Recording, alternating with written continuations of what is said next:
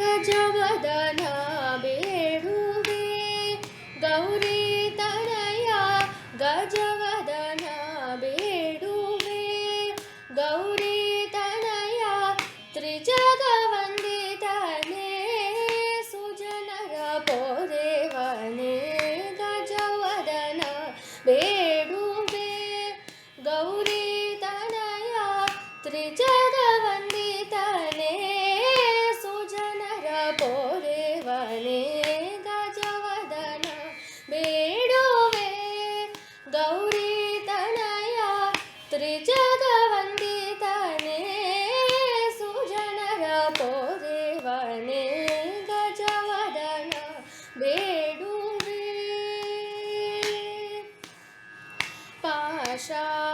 ಪಾಶಾಂಕುಶಧರ ಪರಮ ಪವಿತ್ರ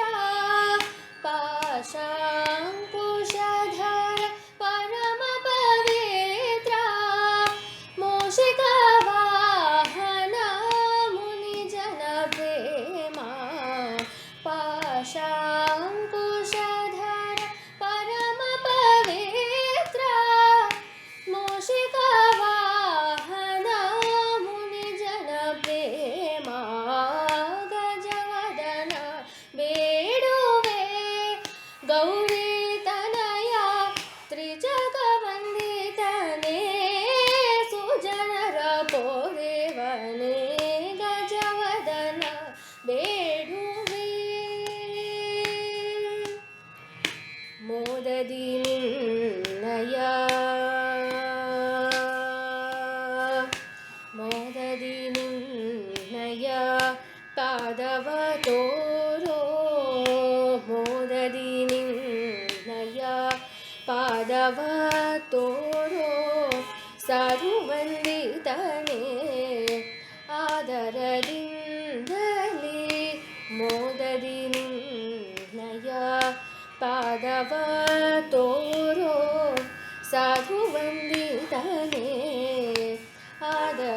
ಆದರದಿಂದಲೇ ಸರಸಿ ಜನಾಭ ಶ್ರೀ ಪುರಂದರ ವಿಠಲ ಸರಸಿ ಜನಾಭ ಶ್ರೀ ಪುರಂದರ ವಿಠಲನ ತಿರುತನೆನೆಯುವಂತೆ ದಯ ಮಾಡೋ ಸರಸಿ ಜನಾಭ ಶ್ರೀ ಪುರಂದರ ವಿಠಲನ ನಿರುತನೆನೆಯುವಂತೆ ದಯ ಮಾಡೋ ಗಜವದನ ಬೇಡುವೆ ಗೌರಿ ತನಯ ತ್ರಿಜಗ ವಂದಿತನೇ ಸುಜನರ ಪೋದೇವನೇ ಗಜವದನ ಬೇಡುವೆ.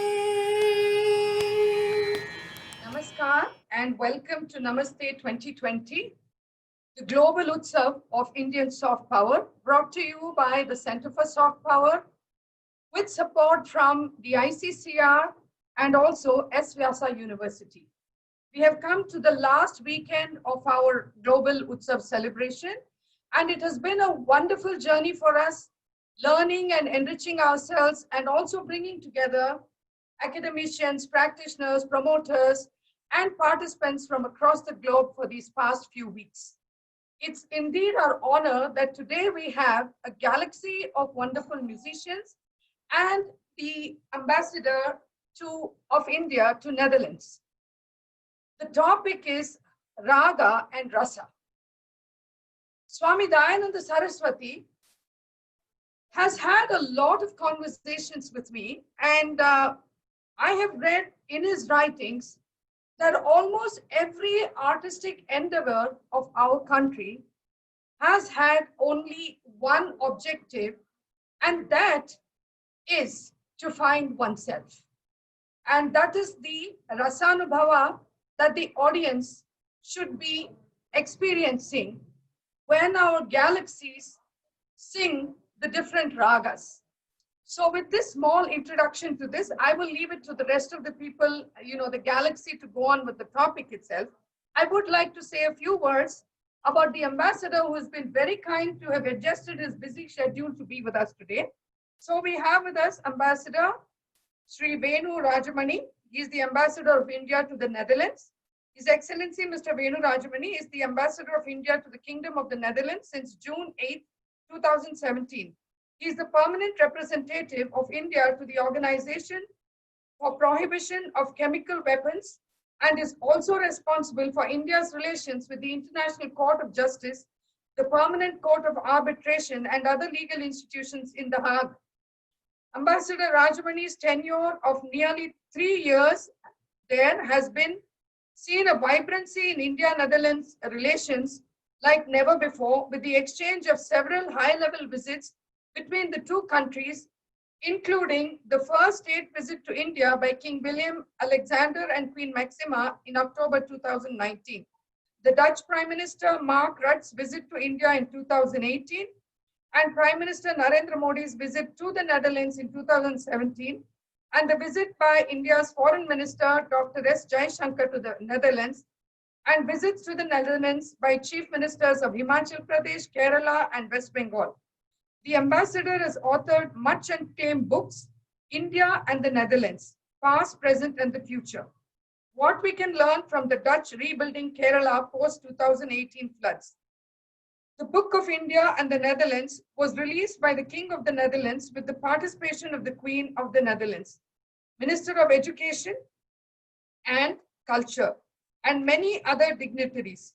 He has also, to his credit, an acclaimed monograph titled India-China-US Triangle, a soft balance of power in the making, and a coffee table book titled India and the UAE in celebration of a legendary friendship. Over to you, sir, to listen to you now. Thank you.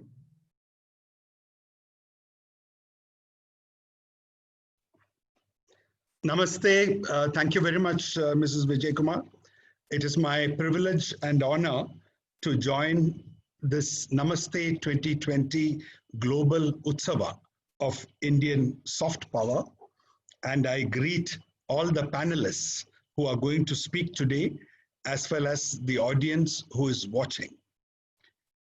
I think this Utsava brings before the public of India and the rest of the world who are interested in India a wonderful lineup of talent who speak about India's cultural heritage and how, using this cultural heritage, we can manifest our soft power in different parts of the world.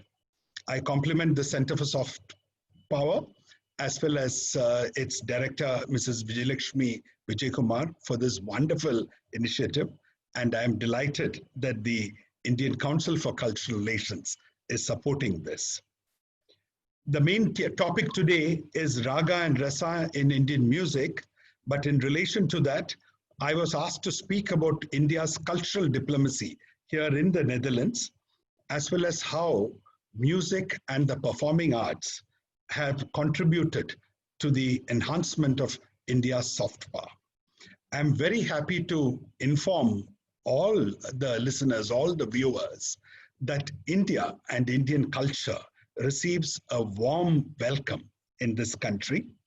And we already have significant recognition, as well as people admiring us for what we bring to them in the form of our culture.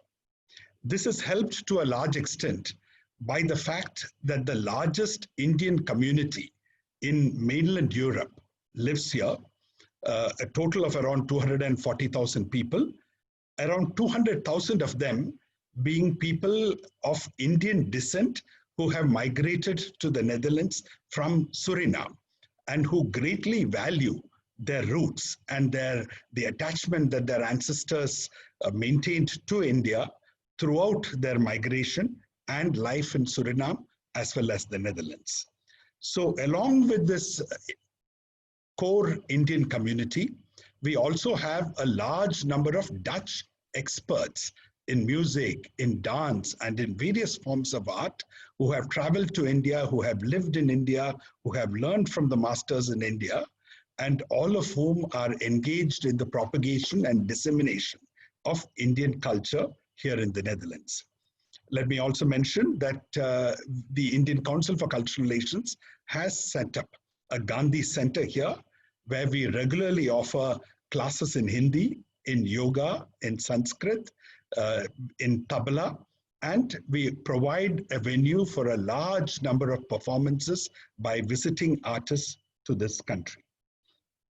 I think any reference to music and the Netherlands would not be complete, or should in fact begin always with a reference to Pandit Hariprasad Chaurasia, India's pride, who has been teaching at an institution here in the city of Rotterdam called Codarts for nearly 2 decades and more.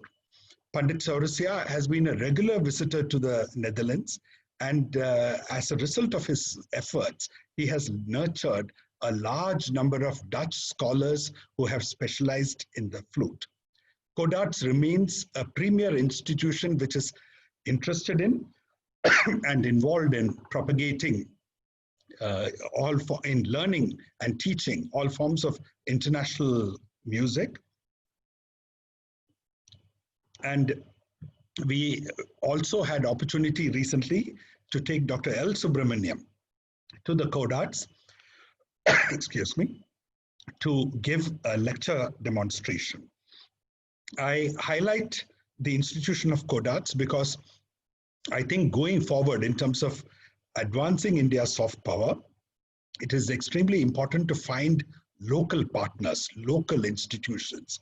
However much we bring artists from India, we cannot expand the impact of Indian culture without the support of local institutions, particularly teaching institutions.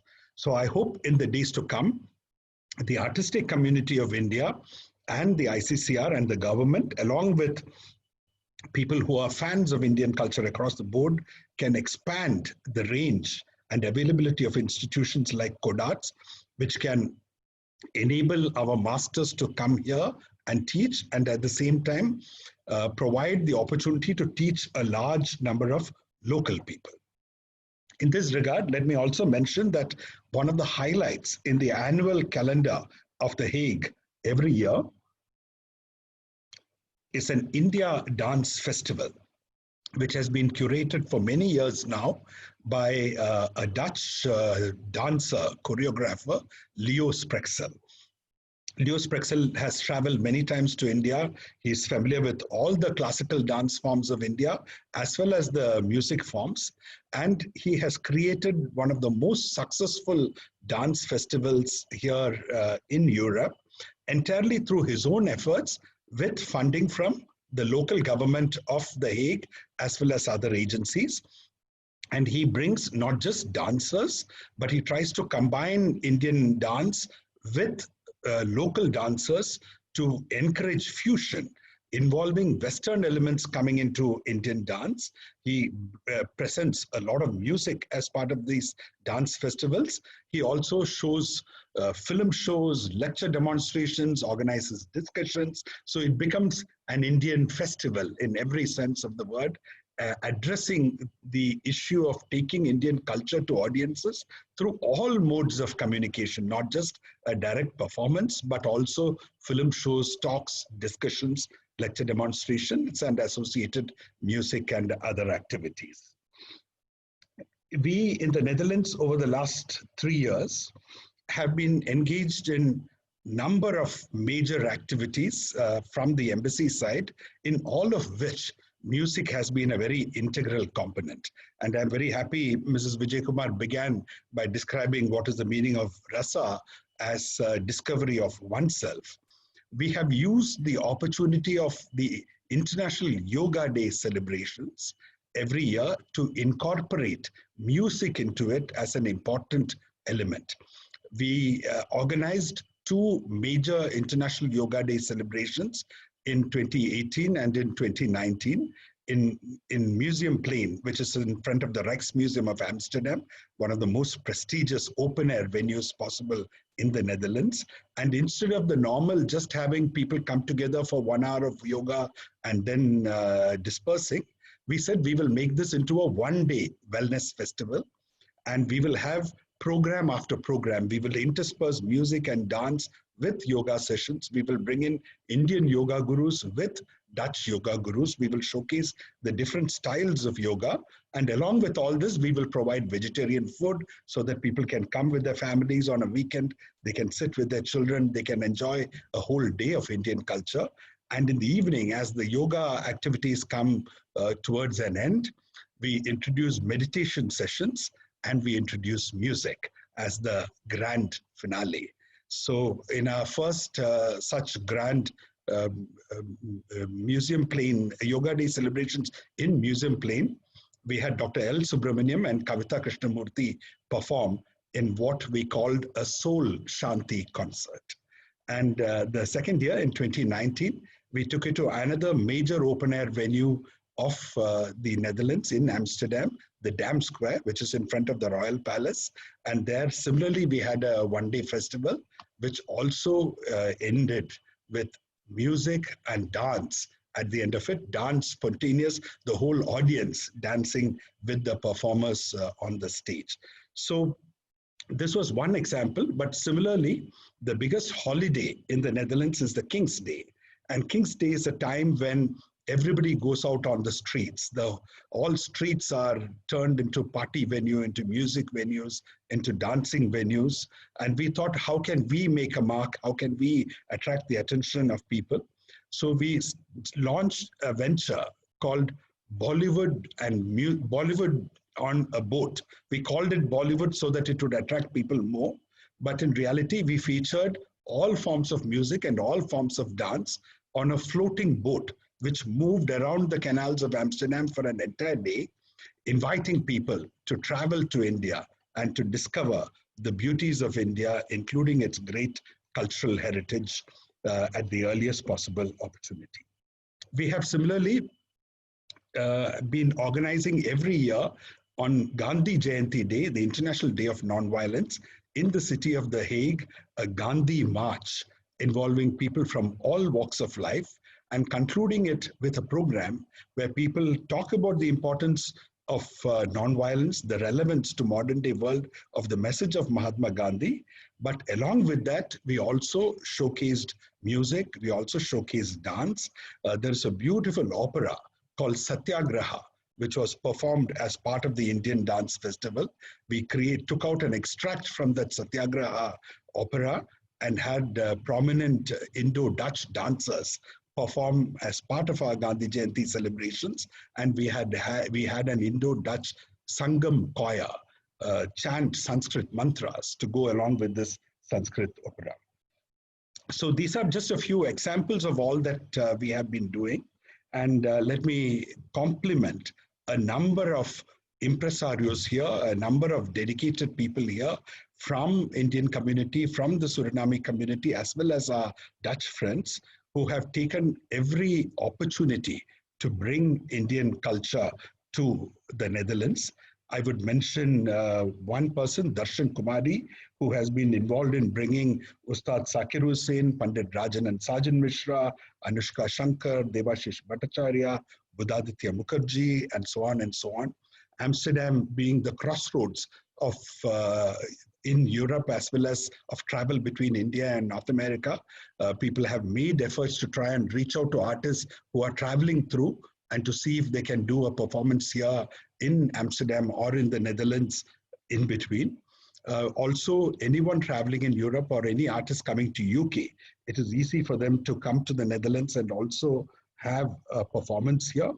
And while we have had a large number of Bollywood music concerts which come on their own commercial steam, it has been the Dutch government and Dutch institutions to a large extent which have been supporting this, along with ICCR, of course, which all of you know about. Let me also mention one special collaborative project which involved Niladri Kumar performing with the Amsterdam Philharmonic Orchestra in a fusion program, which was also a very novel initiative in recent times. Let me conclude mentioning a young impresario, Maheshwari Avatar, who comes from Suriname, who has been doing wonderful work in the city of Rotterdam, trying to promote meaningful music both through online means and also by organizing performances of greats such as Hariprasad Chaurasia and Shiv Kumar Sharma. In conclusion, what I would like to say is promotion of Indian culture, despite the inherent quality of our culture and its widespread appeal, still remains a very difficult task because more than anything else, want of resources, culture and cultural activists always need to scramble for resources in times like this, in particular, because of the COVID, because of the economic recession that is following as a result of COVID, there is shortage of funds all over, but we must not lose heart. We must continue to persevere in our efforts. We must take advantage of local resources wherever we have. We must build our relationship with our friends across the world, and we should continue to endeavor to strengthen our cultural relations with all countries and all people in the world. And as far as India and the Netherlands is concerned, I think while we can be proud of what we have achieved in the field of culture, this is only a tip of the iceberg. There is much that can be done. And I hope all of you, the panelists who are participating in this session, as well as the audience who is both watching and the Center for Soft Power, can all contribute to this exercise. I wish you the very best for today's discussions. Please stay safe, stay healthy, and I look forward to meeting all of you in person at an early opportunity. Thank you very much. Namaste. Namaskar, sir. Thank you so much. And it's so nice to see that you have been instrumental in bringing a lot of art to the Netherlands. And we will look forward to a representation of a lot of South Indian art also in the near future. I forgot to mention that we had a small invocation by this young girl called Aditi Bhatt. We have tried to use only very young children for the invocation because they are our future soft power. That's the reason why we chose to have small little children who are not very well known either. We will now move on to our next part of our program, but we will start by paying a small tribute to a very great artist, Pandit Jasraj-ji, who every time I listen to, the Rasanubhava was one that really moved us.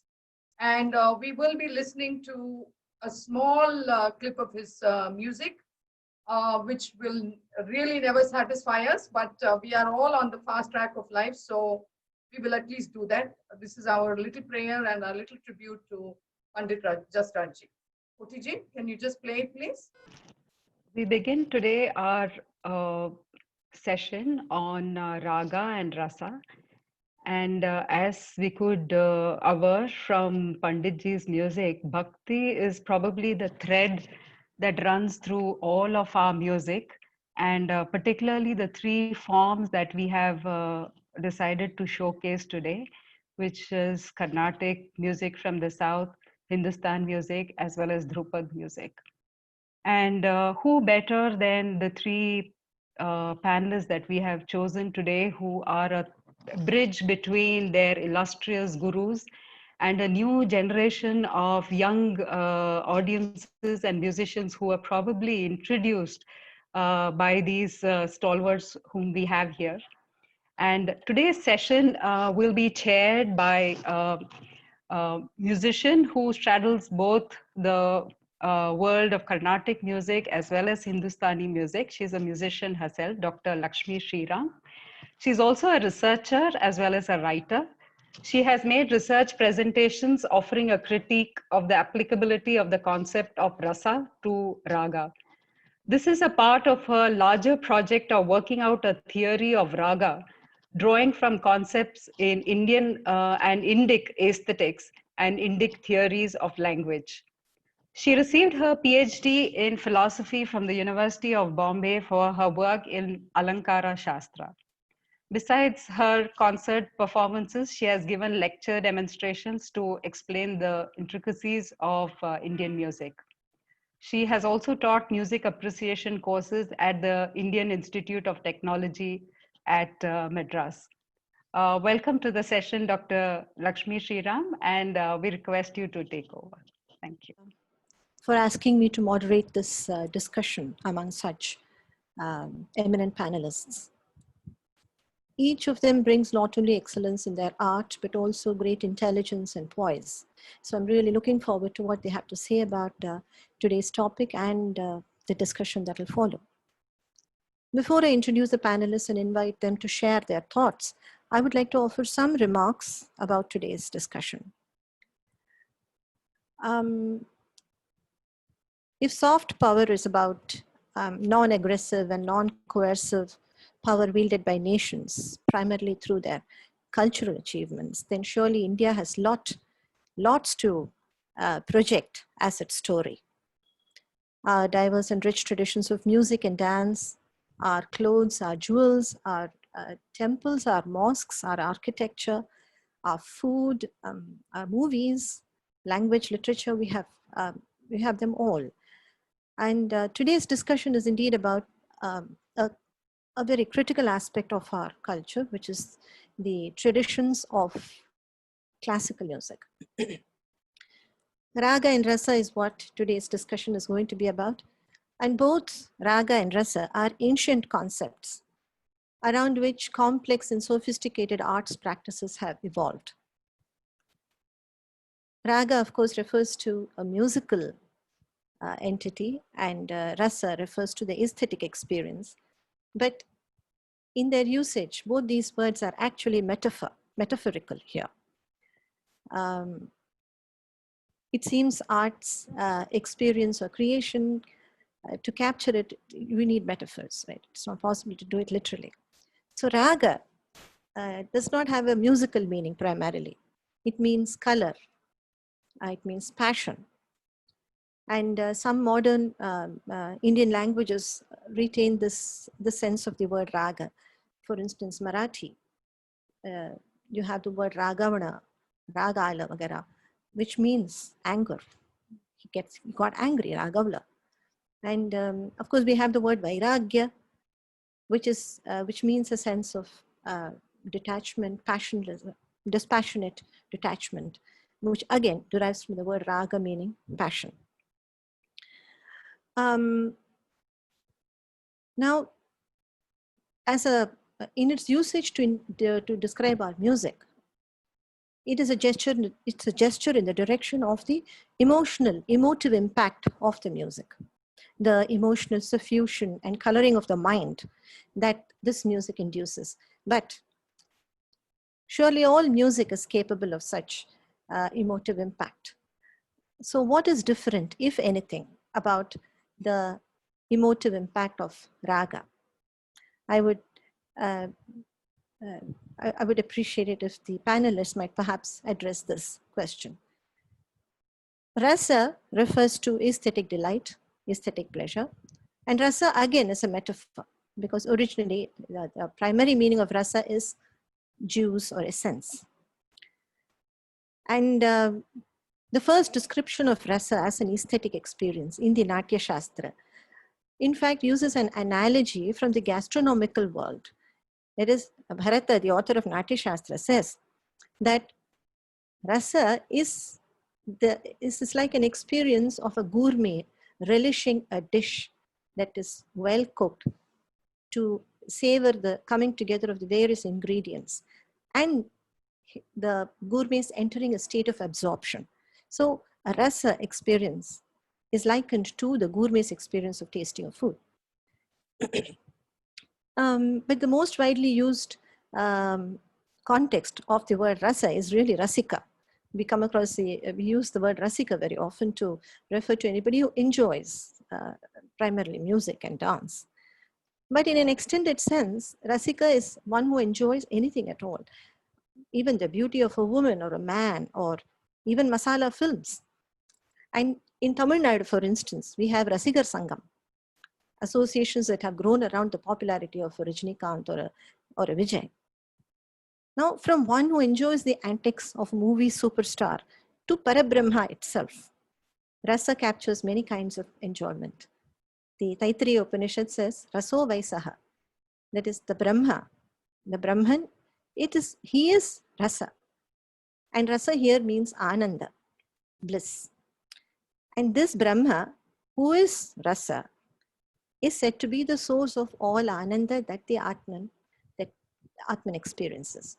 So there is a wide gamut of contexts in which the word Rasa is used.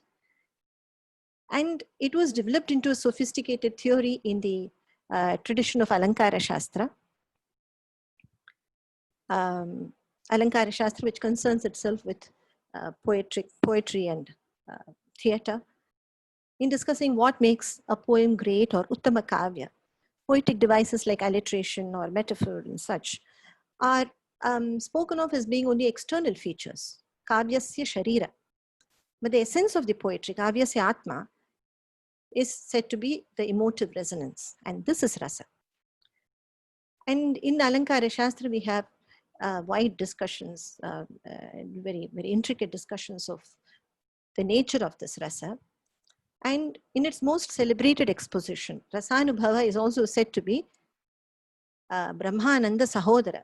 That is, it is like the mystical experience.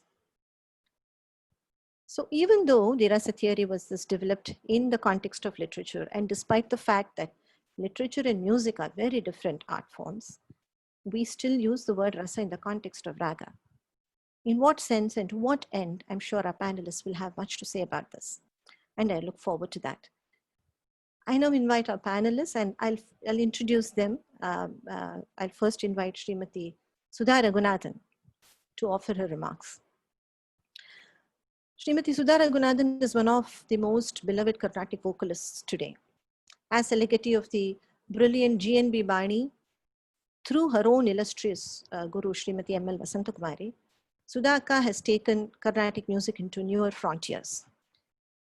She is widely performed, of course, needless to say, and she's a recipient of several awards, prominent among whom are the Padma Bhushan and the Sangeeta Kalanidhi of the Madras Music Academy. Now, she is admired for her panta, that is, the manner of presentation of concert. Her voice, her musical style are widely admired, and she supplements these with her vibrant personality. She carries with aplomb her love for Kanchipuram silk saris and jasmine. Her wardrobe is of great interest to her rasikas, and one marvels at the torrent, the cascade of jasmine braids on her hair in all seasons. It's like a Niagara of Mallipu, or I should say Kutralam of Mallipu. I welcome Srimati Sudha Ragunathan and I invite her to say a few words and to share her thoughts about today's topic. Namaste. Thank you, Lakshmi ji, for your beautiful words about the jasmine. I think it quite reflected the rasa aspect of this evening's discussion. I take a moment to bow my head in reverence to the people here, the personalities here, Pandit Ritwik Sanyal ji, Pandit Suresh Vyas ji, Lakshmi Sreeram, Aparna Sridhar, Vijay Lakshmi Vijay Kumar, and of course, the crowning glory, His Excellency the Ambassador, Shri Venu Rajamony. Much of what raga and rasa mean have been so succinctly expressed by both Vijay Lakshmi ji and Lakshmi ji, that within the time that is allotted for each of us, I would think I need to straight delve into the big ocean where we swim with the ragas and are soaked and saturated with rasa. Just before we jump into the ocean, I would like to express my pranams, my gratitude, my everything to my dear Guru, Padma Bhushan Sangeeta Kalanidhi, Dr. M.L. Vasantakumari Amma, for having been so generous in shaping and chiseling so many disciples who think of her every time they pick up the tampura and say, ah. The moment we say sa, the Guru's image comes in front of our eyes. That is the bondage that each one of us has with MLV Amma. Her presence was an epitome of majesty, of what we say Gambhira. She would look like a queen on stage, you know, till that 5:30 p.m. She would be so casual at home that I would wonder what was going to happen that evening at the concert. But sharp at 6:15, she would appear dressed up. And when we arrive at the hall and begin the concert, she would just take over all the Shakti from all of us. And she would be there presenting the concert like the queen. Her audience was very widespread. The reason being that she was always conscious that she was singing to Rasikas. Raga did not stand there alone. Raga was intermingled, interwoven with rasa to bring that emotion in every mind, every heart, every soul that was present in the audience. She would touch the chord, the emotive chord, with every raga that she sang. And hence, I think even today, after 30 years of her leaving this world in her physical presence, her music stands as testimony to what raga means, to what raga stands for, and how rasa is drawn from each raga. She traveled the world, and I was fortunate to travel with her in the last 13 years of her career, playing the tampura and later being promoted to giving her vocal support. What greater punya could I ask for than to provide vocal support for my dear Guru? Every time I sat on the dais with her and watched her sing the ragas, it was an expansive spectrum. It was like a rainbow each time she sang a Kalyani or a Todi or a Kambhoji or a Shankara Bharanam, or for that matter, even smaller ragas like Andolika, Narayani, Madhyamavati, Sreeram. The list is endless. Raga and Rasa both had equal space in her music. And I think the success formula in her music lay in the fact that she was aware of that. When she sang a raga, when she painted a raga on the canvas, it was not only notes. It was not only the grammar that she adhered to. She touched the soul of the raga. She touched the bhava, the emotion that lies in each raga. Just like how Lakshmi ji said, a raga stripped of rasa does not truly reflect the raga. They are like two sides of a coin.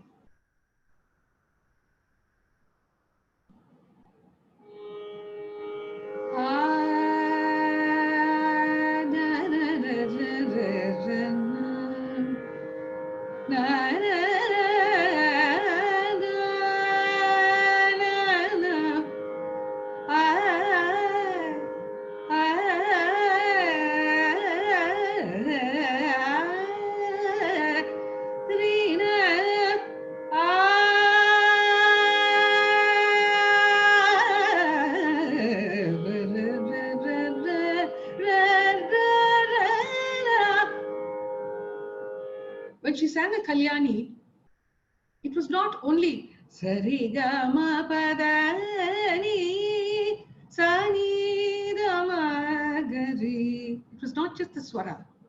Every swara was infused with the bhava that she would bring with the voice.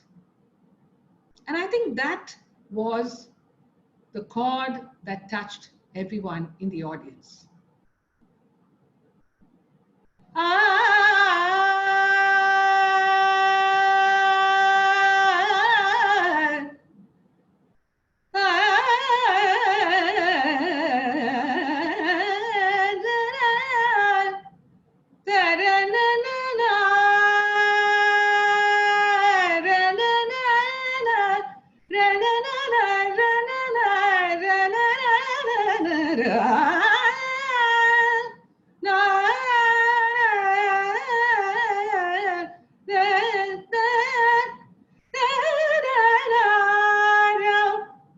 And if you closed your eyes when you heard her sing, you could see the Raga Devata, the Swarupa of the Raga. That was how much of emotive content that MLV Amma would put into the package of singing the Raga. And as you walked out of the concert, you would be humming the main Raga of the day.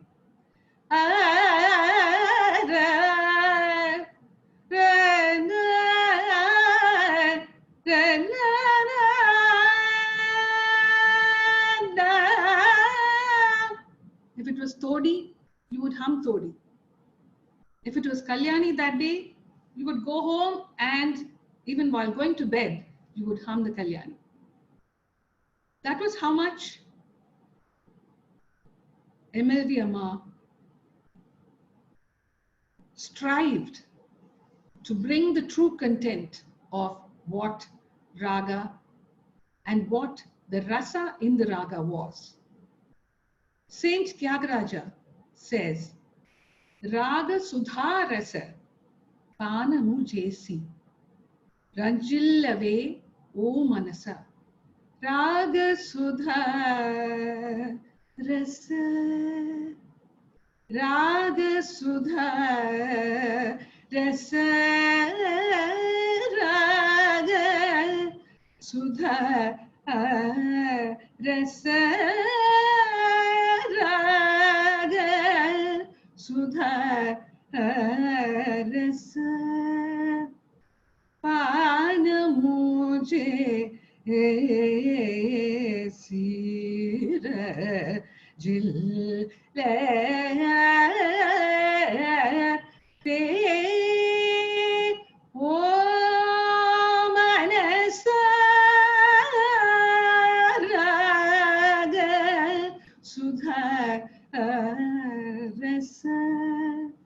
Drinking the ever tasteful essence of Raga is like rejoicing.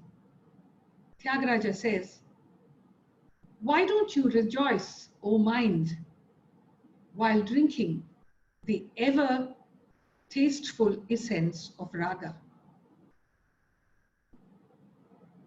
In Narada's Sangita Makaranda, Ragas are classified into Pullinga, Strilinga, and Napumsakalinga. Narada elaborates that the masculine melodies are to be employed for creating feeling of passion, admiration, or heroism. For sentiments like love, humor, and sorrow, feminine melodies are employed. And the neutral melodies are used to evoke terror, abhorrence, and peace. While we practice Shastriya Sangeet, be it in the Carnatic mode or in the Hindustani mode, sometimes the raga structure is so similar. Yet, when you listen to each artist present the raga, you feel that the rasa is different. Of course, when we sing in the Shastriya Carnatic style, the same Shuddha Saveri sung as Durga, or the same Mohanam sung as Bhoop, they sound completely different. It is because the artist's exposition or delineation of the raga is completely different. And the rasa that emanates from the painting of the raga is also different. In Hindustani style, they have, or rather, they hold on very strictly to the timings that they sing particular ragas: day, night, early morning, dawn. In Carnatic music, while we do have ragas that adhere to a particular time of a day, we do deviate from that at various points. In the morning, we have ragas like Bauli, Bilhari, Danyasi, Tarana, na, na, na,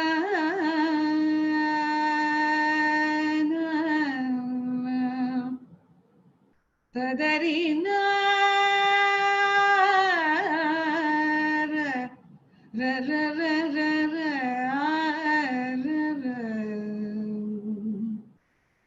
the Shuddha Daivat and the Rishabh, when you connect both, you feel the presence of dawn. Saveri, a Gamaka laden raga. This raga is usually sung at noon.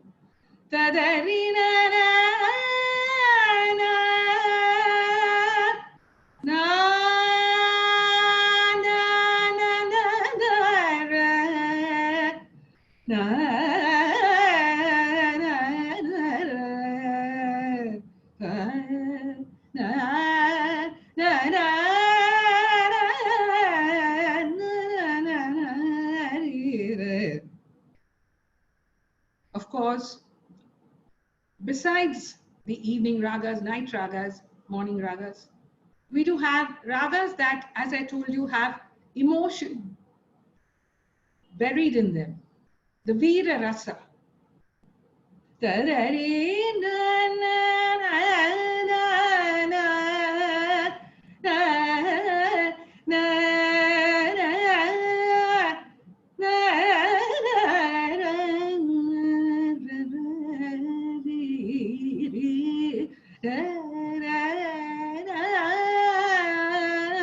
Atana, Begada, Gambira Nata, Hamsadvani, Kedaram, and for Karuna Rasa, we have Punnagavarali, Sahana,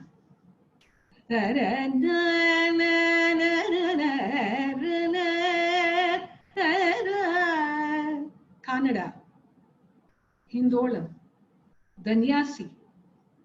Ananda is a very sprightly rasa that all of us would like to be in always. Kambhoji, Kuntalavarali. Raudra also can be represented by, they say, Chalanata. Sometimes certain ragas can bring different shades, can bring Gambhira, majesty. At the same time, if you sing it with more weight and force and pressure on the swaras, it can become Raudra. For Bhayanak, we have ragas. For Bhakti, yes, we have ragas. Shrungara, Bihak, Kapi.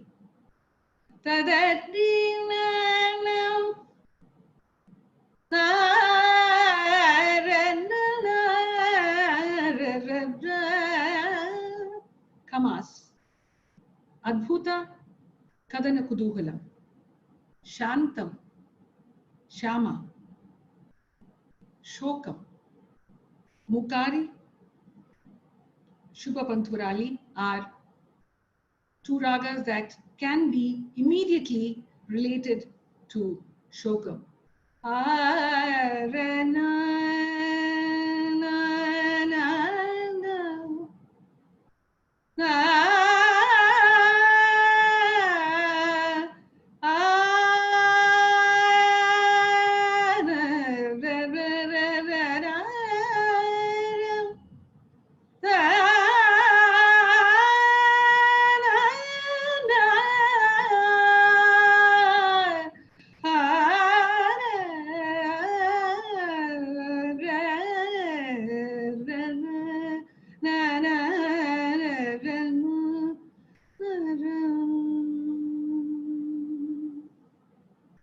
Thus, for different parts of the day, we have ragas. For different emotions, we have ragas. And I feel the rasa in the raga has a significant impact on mind, body, and soul. And I would think that every musician would be conscious of bringing raga and rasa in sync, because only then music can touch hearts. I think we have covered the 10 minutes. Lakshmi ji? Yes, thank you so much. Thank you for all those wonderful snippets of the various ragas that you performed. It was so lovely. Thank you so much, Sudhaka. I would like to inform the audience and the panelists know it already that Sudhaka has another engagement and she has to leave. So I would just pose a couple of questions to her before we invite the other panelists to offer their presentations. This is a question from Aparna Sridhar. Her question is, how did the world receive Indian music when you sang in the United Nations? And how has the world changed since MS Amma sang there? MS Subbulakshmi, Srimati MS Subbulakshmi sang there. And why do you think such forums are important, and what do they do to enhance the soft power of... I'm going to reverse the order of the questions. Let's start from why we need such forums. Indian music, I feel, has that spiritual rasa, the bhakti aspect woven into the system, the discipline. And I feel this joy, this bliss that we as artists experience has to be experienced by everyone in this world. And what better place can we take Shastriya Sangeet of Bharat but to the UN, like our Honorable Ambassador said, to those lovely places, lovely venues where the training of classical music, general classic music happens. When we take our music there, when we take our Shastriya Sangeet there, I think we make it more wholesome. We make the classical music spectrum wholesome when we put our music there, juxtapose our music there. And hence, it would be healthy, it is important for us to take our music to different parts of the world and to facilitate the happening of that. If artists were to travel from India and go to Amsterdam and the UN and the Théâtre de la Ville in Paris and other places, only forums such as the UN, UNICEF, the other forums, the ICCR, all of these can help bridge the artist and the forum. And hence I think Such forums are extremely important. Besides, MS Amma was the diva of Carnatic music. And when she sang at the United Nations, the reciprocation of the audience in the assembly, they say, I hear say, that it was something you had to be there to believe the reciprocation from the audience. She had a standing ovation, and the entire audience was dumbstruck, was awestruck by the range of her voice, by her repertoire, which covered many languages, by the meaning and the experience of the ragas and the rasa that emanated from the ragas. Of course, when I sang on October 2nd, 2017, it was exactly 50 years after MS Amma had sung at the UN Assembly, and it was coincided with her centenary celebrations. Shankar Netralaya actually organized 6 concerts to celebrate the centenary celebrations of MS Amma. They had a photo gallery portraying all her photographs.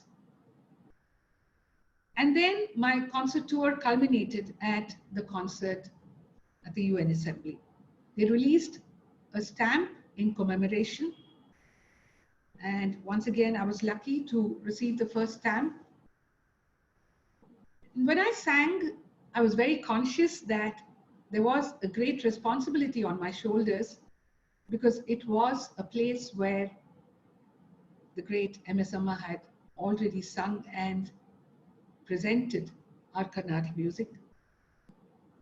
So what I did was, I too chose compositions which she had chosen, intermingled with different languages. And I made it a point to give a short explanation of what the essence of the raga was and what the message in each composition was before I sang the composition and raga, so that even people, the diplomats who were there, not being able to understand the entirety of classical music, of the Indian style, they would be able to get into the art form through those little commentaries that I gave. It was an experience that I thoroughly enjoyed, and I still cherish that.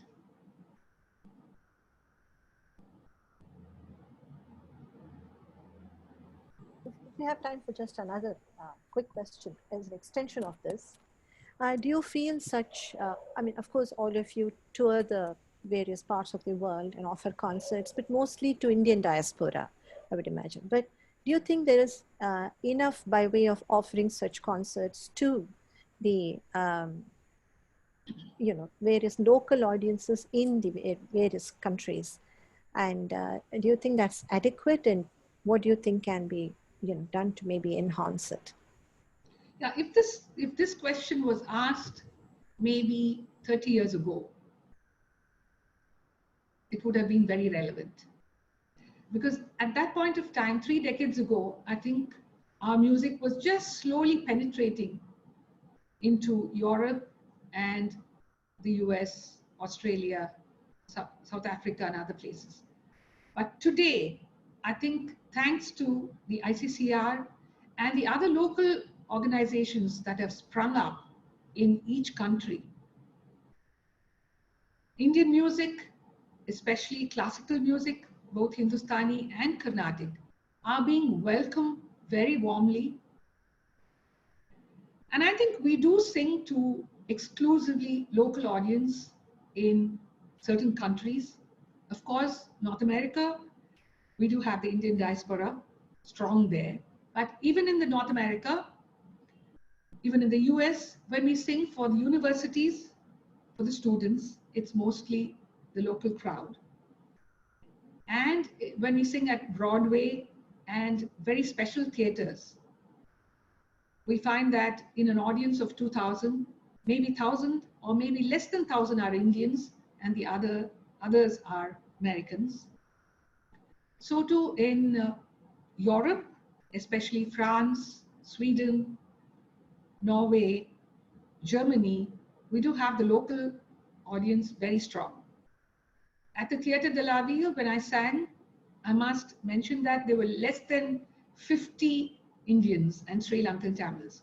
The rest were all French. And it's amazing to feel that your music is being communicated to an audience that is non-Indian. And they are able to experience the rasa in the content that you give. Since our music is so emotional, since our ragas do have that extra lace, that extra embellishing quality of rasa, I think we are able to communicate easily to an audience that is non-Indian as well. And I think today, all of us artists would agree that our music has taken greater strides into the area of non-Indian audience. Thank you so much, Akka. And I know that you have to leave, and we are sorry to see you go and not stay back for the rest of the discussion, but your contribution has been so wonderful, and thank you again. Thank you so much, pardon me, Panditjis, for leaving, but this was something I could not change the time, and hence I have to exit now. But I hope we will all be able to catch up on a future date and have an elaborate discussion on Raga and Rasa, maybe just by ourselves. Thank you so much. And we look forward to having a very detailed discussion on this, at a short, some date that is quite quick, going to come up quite quickly. Thank you, Vijay Lakshmi ji. Thank you. Thank you. Thank you. Thank you, Lakshmi. Thank you, Aparna. Thank you so much. I now invite Professor Ritwik Sanyal. Professor Ritwik Sanyal is an eminent Dhrupad performer, teacher, and composer.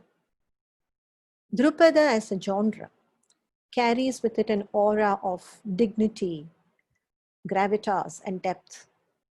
And Dr. Sanyal's personality is completely in sync with this.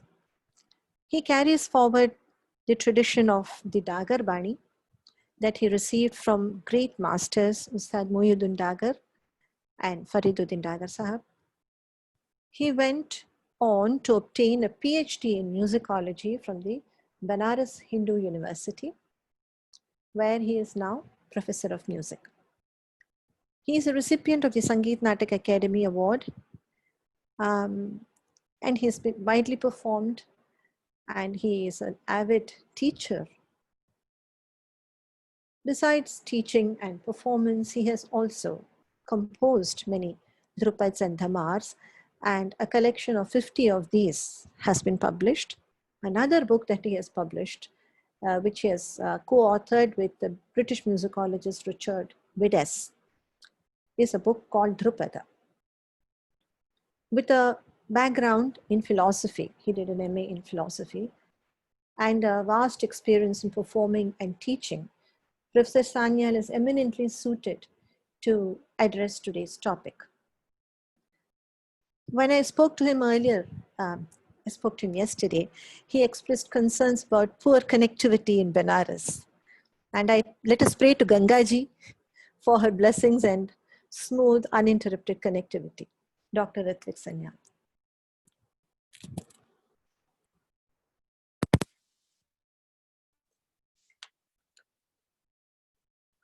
You have to unmute yourself.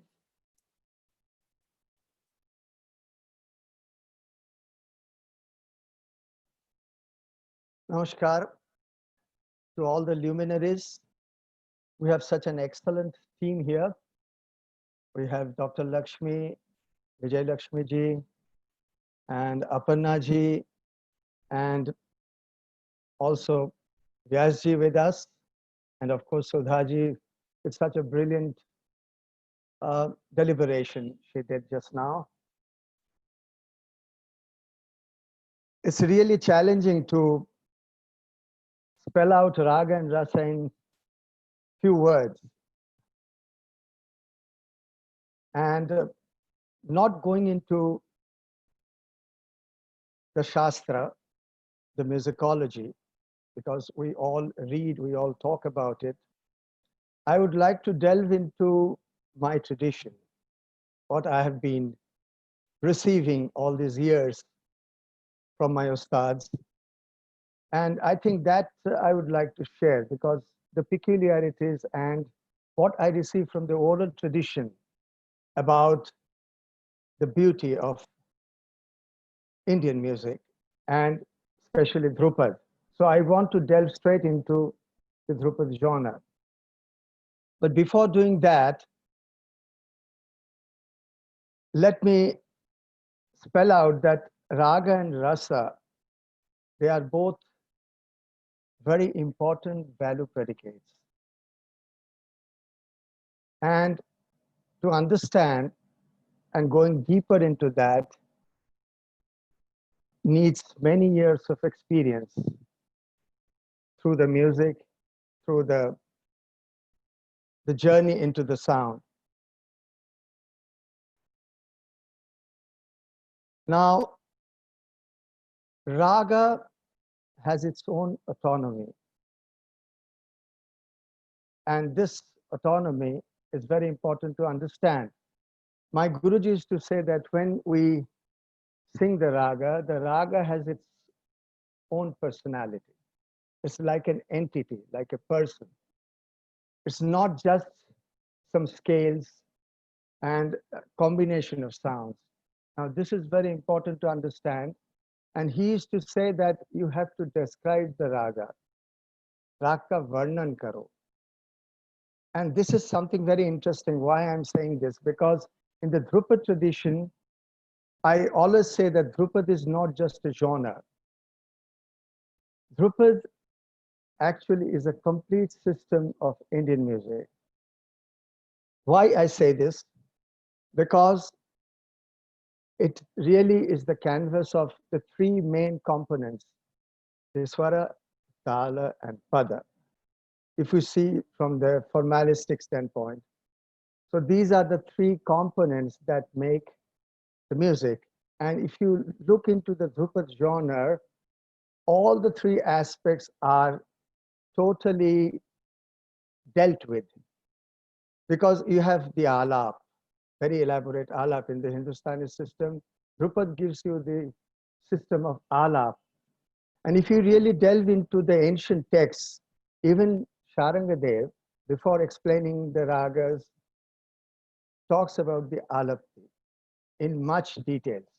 The ragalapti and the rupakalapti has been dealt in with much details. And today, in the oral tradition, Dhrupad really gives you a complete canvas of the ragalapti and rupakalapti that follows in the improvisation of the song text after the song is sung, after the Dhruvapada is sung.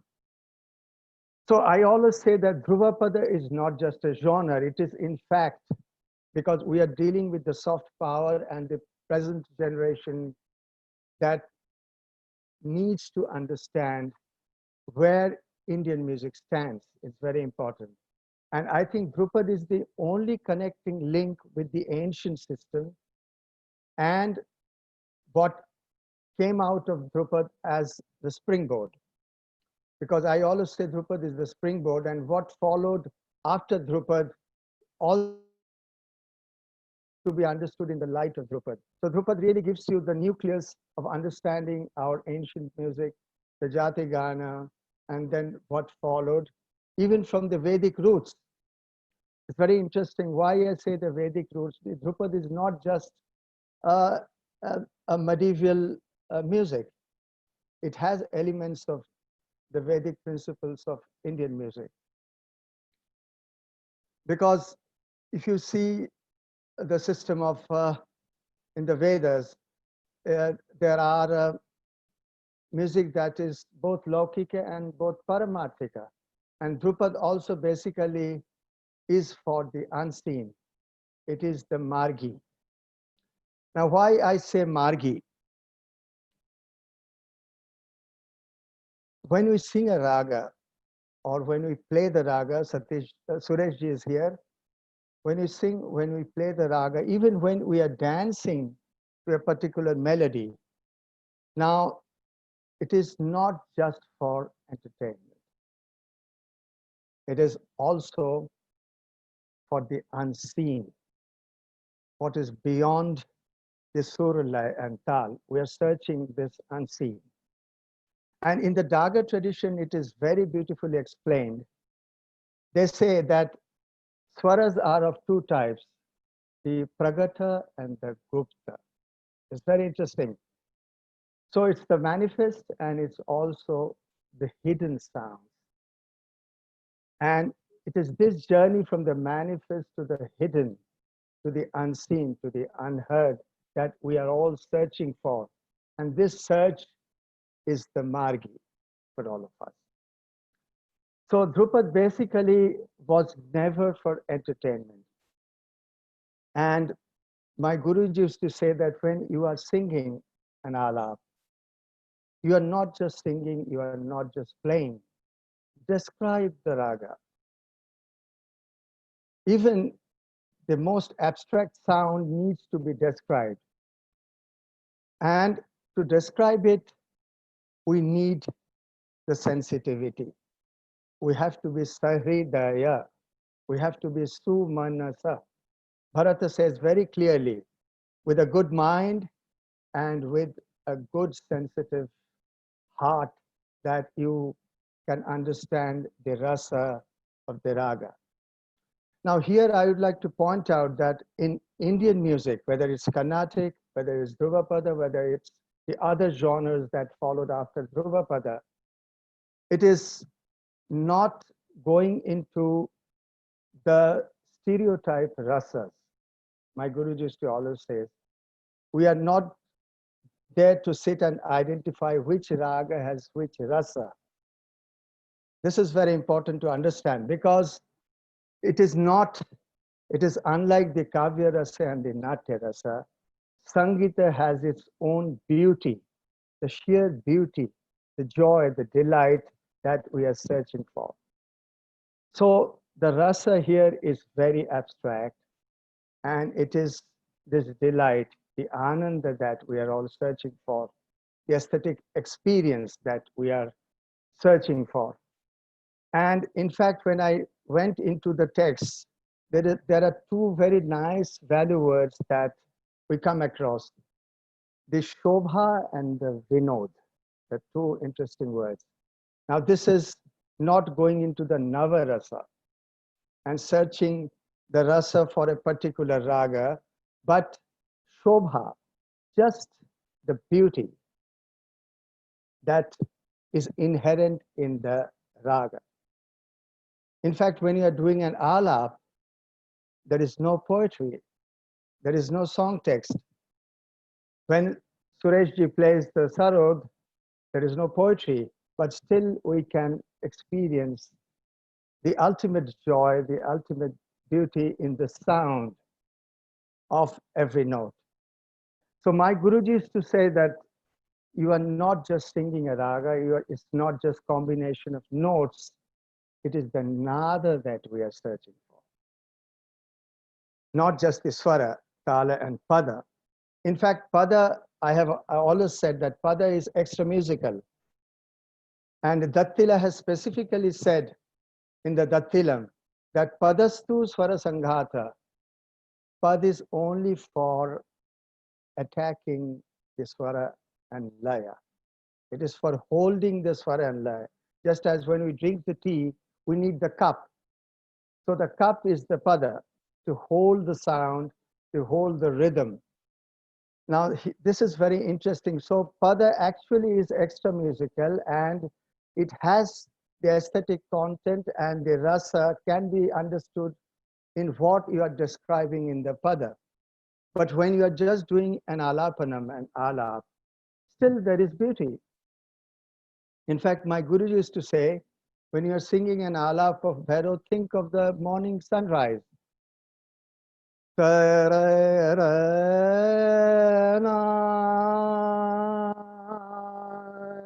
re, na, re, na, re, na.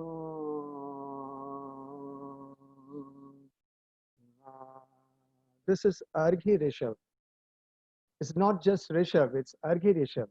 There is a submission. The Dhaivat is Shashtangavad Dhaivat. Ra-na-na. It's not ra-na-na. That is not going to communicate Rag Bhairav. So the kaku, the intonation, the inflection of the note is very important. And in fact, Sharangadeva has very clearly stated about the 6 kakus, Shat kaku. So there is a Swar kaku, there is also the Rag kaku, and there is also the Anya Raga kaku. In fact, when you are singing a raga, there is in the Tirobhav, the other ragas, you might have shade of other ragas, but that is not prominent.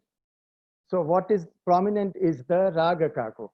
It's so clear in our Sanskrit text to understand the beauty of the raga. We have so many interesting value terminologies in our Shastra, and that makes the understanding of Raga and Rasa so clear. So I was talking about Shobha and Vinod. Now, Shobha is basically the pure joy of understanding or singing or presenting the raga, not for entertainment. Vinod is definitely going into the stereotypes. We have to entertain. But our music was never for entertainment. It was always upasana. It was for the sake of the mystical experience of sound and rhythm.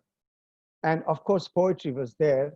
But poetry, again, Bharata and Sharangadev says very clearly that pada could be meaningful and also could be meaningless. So they talk about apada also, agita also. We need syllables to understand, to hold the sound.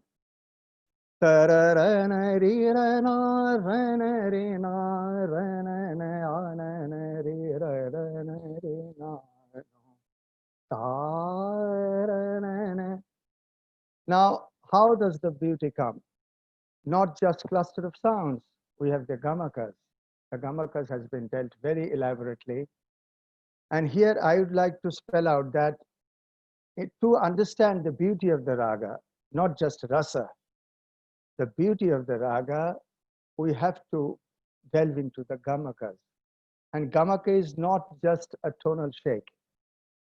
It is any movement that occurs in the sound, around the sound, between the sound. I always say that if you have to understand Indian music, between the two sounds and around the sound. Why I say around the sound? My Guruji used to say, Beta, agar bhairo gana hai, if you have to sing bhairo, see that your dhaivat is the bhairo dha, the right surbhed is important. If you are singing darbari, you need the right shruti point, the point of attack has to be the right shruti of darbari. If I'm singing Shri, pare, sa, I cannot sing pare, pare. Now this Rishabh is not going to give us Rag Shri. Or pare, sagare, maga, pare. Now this is Gaur Sarang because there is a hidden ma. But pare. Now that changes the whole color, the beauty. This is Shayanat. So just the intonation of the note can give us the spirit, the beauty of the raga. This is also another way of understanding, not taking the stereotype rasas Of course, there are some ragas that are specifically the rasas are very clear, like Hamid. Hamid is Veera, Hindol. You can feel the Adbhuta. So it is very clear in some ragas, but then it depends on the artist, how he's performing the raga, how he's generating the raga. So it could be this generation comes from the artist according to his being the drashta, and also his being a proper Sahridaya Shrota. So he's both a Shrota, he's also a drashta. And he's also a Rasika to understand how he has to pronounce the Swara. Now, another element that I'd like to point out, which usually we don't talk about while discussing ragas, the Gitis. My Guruji used to say that the 4 Vanis of the Dhrupad come from the 5 Gitis. And in fact, when Matanga talks about raga, he spells out the Gitis first and then talks about the raga. And it is so difficult to understand today but in some ragas it is very clear, like Puriya, Marwa, and Sohini. If Sharangadev would have lived today, he would have said that Marwa is a Shuddha Giti raga because the notes are very straight, very clear, very succinct, and clarity is very important. Puriya has minute gamakas, sukshma gamakas, and Sohini is Vegaswara. It has to be rendered fast. I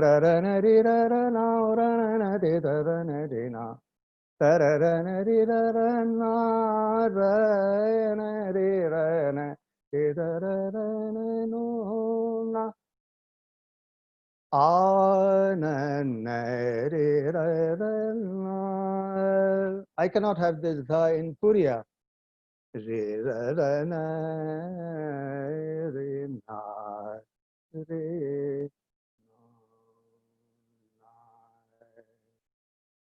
So it is because of the Gitis that the raga character changes, the character of the swara changes. Today we don't use this understanding, but it is very clear when we go into the study of the Gitis. And I think it is very important, if we have to understand the beauty of the raga, we have to study the Gitis properly. So in understanding raga and rasa, there are 3 important elements. The artistic, which is formal. In philosophy, we call it the deontological. Then we have the creative, which is also partly aesthetic. And then we have the aesthetic, the feeling content, the artistic, the creative, and the aesthetic. All the 3 aspects are important, going into the component and also the constituent of the raga. And finally, what we are determining is not just the beauty of the raga, not just the rasa. My Guruji used to say, search the nada that is beyond. We have to go into that realm of sound. It is this eternal journey to seek what is within us and what is beyond us. So, talking in the terms of the Dhrupad tradition, the alap is Nada Yoga, actually. And then when you present the Dhruvapada, the song, my Guru used to say, it is the Leela, because you are describing the joys and sorrows of life. So there is the Sadharanikaran, from the emotive state to the aesthetic delight, because of the Sadharanikaran, because of the depersonalization of our emotions. I call it depersonalization, that we start to relish, as Lakshmi ji said, that the act of relishing, it comes from the culinary art, the act of relishing aswadana is very important. it is from this aswadana, only comes through sadharanikarana of the bhavas. So when the bhavas get into the process of sadharanikarana, we have the rasa. And this is very clear in the context of kavya rasa and natya rasa, because there is the visual and the oral. But just imagine when there is only sound. Still we are describing. There is rasa, but not in the context of understanding rasa as kavya and rasa in the context of natya, but as understanding sura laya and also silence. Now here I'd like to come into the wider diaspora, that why Dhrupad is appreciated so much, not only in our country, but in the West. They like Dhrupad because of its inherent classicism. And most of my audience is the people from that country, not the Indian diaspora. And what they enjoy of Dhruvapada as a genre or as a musical system is this inherent classicism, because you get all the gamuts of interpretation of the sound, so many layers of sound, so many layers of rhythm, so many layers of describing the poetry occurs in a performance. And it's a very huge canvas. And that makes the journey of Dhrupad so interesting. Today, I'm still a learner. The more I delve into a particular raga, I feel that I'm just nowhere. It is an eternal search into this realm of sound. I think I can go on and go on, but this is such a subject, such a beautiful topic, Raga and Rasa, that I really need to stop here. And thank you for giving me this opportunity. Thank you so much, Professor Sanyal. It was very thought-provoking. You raised many, you went over so many aspects of Dhrupad and how it touches upon this issue of Raga and Rasa. We'll now have Pandit Suresh Vyas ji, and then afterwards we will have a discussion with both of you.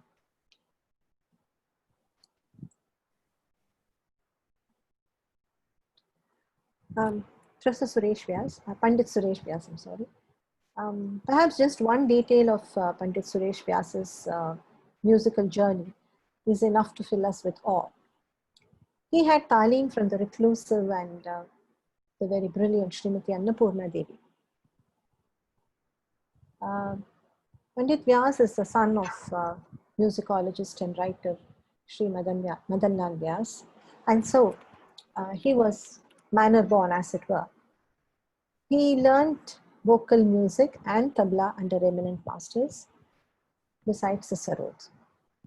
His training in Sarod began with Ustad Dhyanesh Khan, and it culminated in a long association with Srimati Annapurna Devi.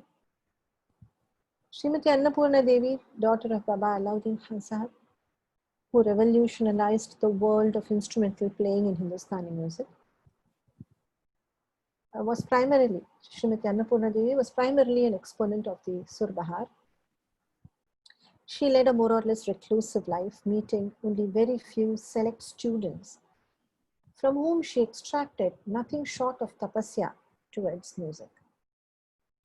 Pandit Suresh Vyas belongs to this very select band of people who benefited from her intense musicianship and guidance.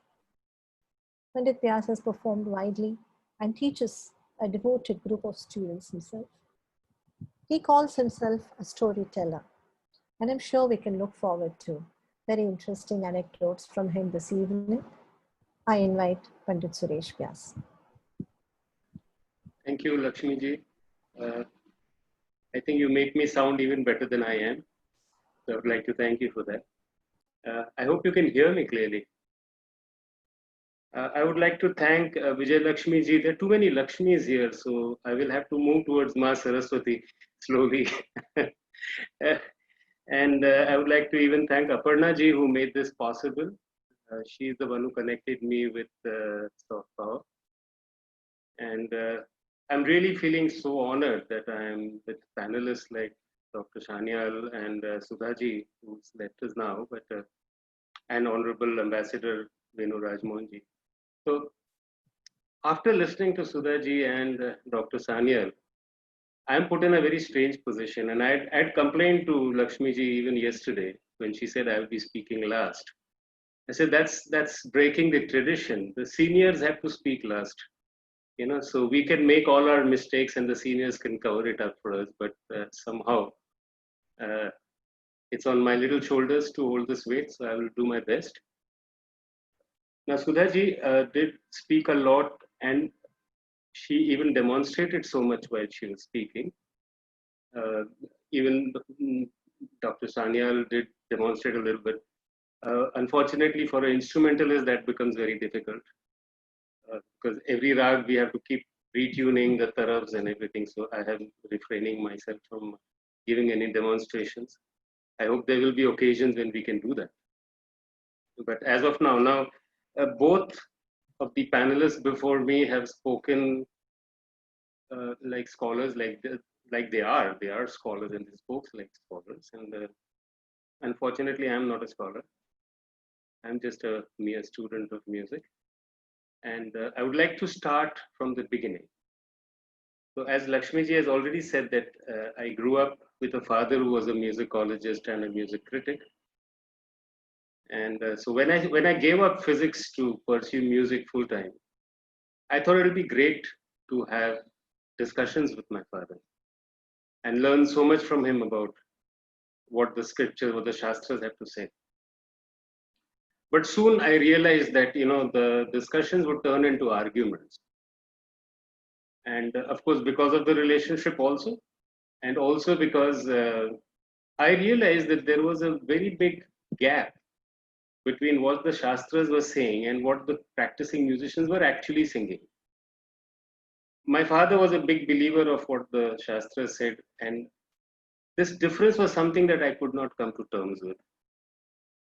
So, although I would totally believe that the shastras have a very, very important place and we should adhere to them, but at the same time, particularly in Hindustani classical music, we have a lot of space to do our own thing, express our own self. So this conflict between what my intellect is saying after reading the shastras and what I am experiencing and my experiential knowledge was always a bother.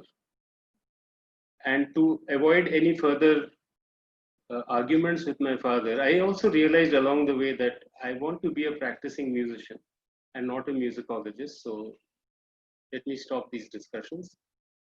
And I was very, very fortunate to have one of the finest gurus available to learn music from, Ma Annapurna Devi.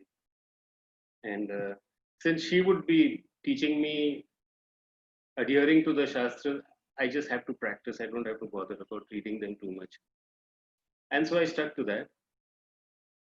The other reason for conflict in my mind was also every time I played a rag or heard a rag, for example, if I played Rag Maj Khamaj, which was a creation of Baba Alauddin Khan sahib, I would get a very different feeling each time. So I would get confused that is there something wrong with me when I'm listening, or is there something wrong in the person who's performing, or is there something wrong in the scriptures? I mean, this confusion went on for a while. There were times when I would listen to Maj Khamaj, I would feel sad. Sometimes I would feel very peaceful. Sometimes I would get rejuvenated if I had a long day. They were contradicting. Sometimes even as the rag progressed, my emotions and my feelings would change. And there would be mixed feeling crossing my head all the time. So we all remember this iconic image of Yashoda Ma reprimanding child Krishna when he would do his naughty stuff. And while Ma Yashoda was spanking child Krishna, she was also crying. This dichotomy of anger and agony coexisting was what made me think about the ras in every rag. And how, if human emotions are so complex, then the emotions of a rag cannot be straightforward. And I took cognizance of that, kept it in my mind, and I think I let go. Because over a period of time, I have realized that, creativity cannot be something that is predefined. There are rules of a rag, there are systems, but creativity cannot be completely predefined, because even in the language English, now when I examine the language English, you don't say I made an idea, you say I got an idea. So if you got an idea, you didn't have it in the first place. So you got it only when the conditions were conducive for you to receive it. So you've gone through the talim, you've gone through the rigor, and now you're ready to translate whatever idea, creative idea comes into your mind into the medium that you practiced. So if it is something like this which happens spontaneously while you are ready, then how can we predefine how one is to feel when one listens to music? So these contradictions would go on in my mind as a jigyasu, as a beginner of music. So along my journey of music, I was very fortunate to have associated with the greats. I was very, very lucky in that count.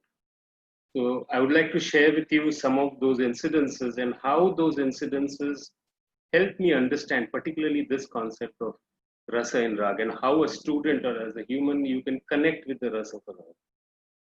So to give you a few examples, my first experience was in the mid-80s when I just started learning, and I was in Calcutta. I was very fortunate to be the Tanpura player behind Ali Akbar Khan Sahib in Doverlane Music Conference. And it was midnight, and Ali Akbar Khan Sahib played Rag Darbari Kannada.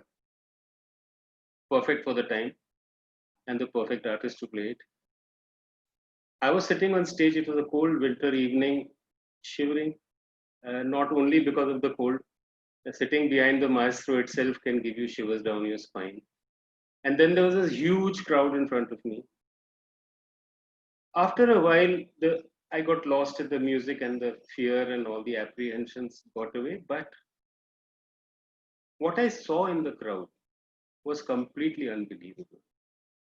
I could see physical reactions manifesting in these people who were listening to the music. Whatever was happening inside them, it was so uncontrollable and it was so excessive that you could see the reactions in people. I could see people crying. I could see people, grimacing. And this was unheard of. I had attended so many music concerts, not from this side, but as an audience, but I'd never seen such reaction. Anyway, the concert got over. I dropped Khan Sahib home and I came back because there were a line of great musicians to follow. So I was waiting outside and having a cup of tea by the way, one of the wayside stalls, beautiful Calcutta tea. And this old gentleman walks up to me and he says, are you the person sitting behind Ali Akbar Khan Sahib playing the Tanpura? I said, yes. He said something so strange. He said, you know what? I admire you. I said, hello, I was the Tanpura player. The person to admire is the great maestro Ali Akbar Khan Sahib. Why are you admiring me? He said something really so bizarre. He said, for the last 40 years, I've been trying to listen to Ali Akbar Khan Sahib. But after 15 or 20 minutes, I have to leave because his music is so heart-wrenching. It almost churns my guts and I cannot take it anymore. But you sat there for the entire 3 hours, and that is what I admire you for. And little did he know that I was sitting here having a cup of tea because I was trying to find myself. I was so completely lost in this music, and I was just wondering what just happened. How did this magic really happen? And I was dying to figure out what is it that makes this music so full of ras. This ragdari is so full of ras that it can affect people so much. I was waiting for an opportunity to ask Khan Sahab, how does he do this and how did he go about it? Now, unfortunately, Ali Akbar Khan Sahab was not very fond of talking much. So he used to say, "Mera baja hi bolega, main kya bolu?" So anyway, but when I got the right moment, I asked him, "Ke Baba, इतने सारे लोगों के साथ में आप तो बजाते रहते हो, मेरे लिए पहला मौका था, how do you feel?" He said, "इतने सारे लोग, कितने लोग थे?" मैंने कहा, "आप देखते नहीं हैं?" बोला, "नहीं, मेरा काम बजाना है, मैं देखता नहीं हूँ." Then I said, "Okay." So as a jigyasu, as a beginner, I asked him a question. I said, "What goes through your mind when you perform?" He said, "Mind. What uses mind? Even I am not there. मैं तो थोड़ी देर बजाने की कोशिश करता हूँ, फिर वो बजता है और मैं सिर्फ सुनता हूँ." I thought, now this is a great quality to have. I wish I have it. And if this is the quality that brings about so much rust in music, then I really want to have it. So I asked him, "Okay, if that's how it works, how come when we try to play our music, it does not happen? What is it that you do different?" He said, instead of answering my question, he asked me another question. He asked me that if you place a magnifying glass between a piece of paper and the rays of the sun, what will happen? I said, "Sure enough, after a few minutes, the paper will catch fire." He said, "Exactly." What he said after this was so enigmatic and so romantic. He said, "What happens with the cosmic light also happens with cosmic sound. All that you got to do is allow the cosmic music to pass through you, और लोगों के दिल में आग लगेगी."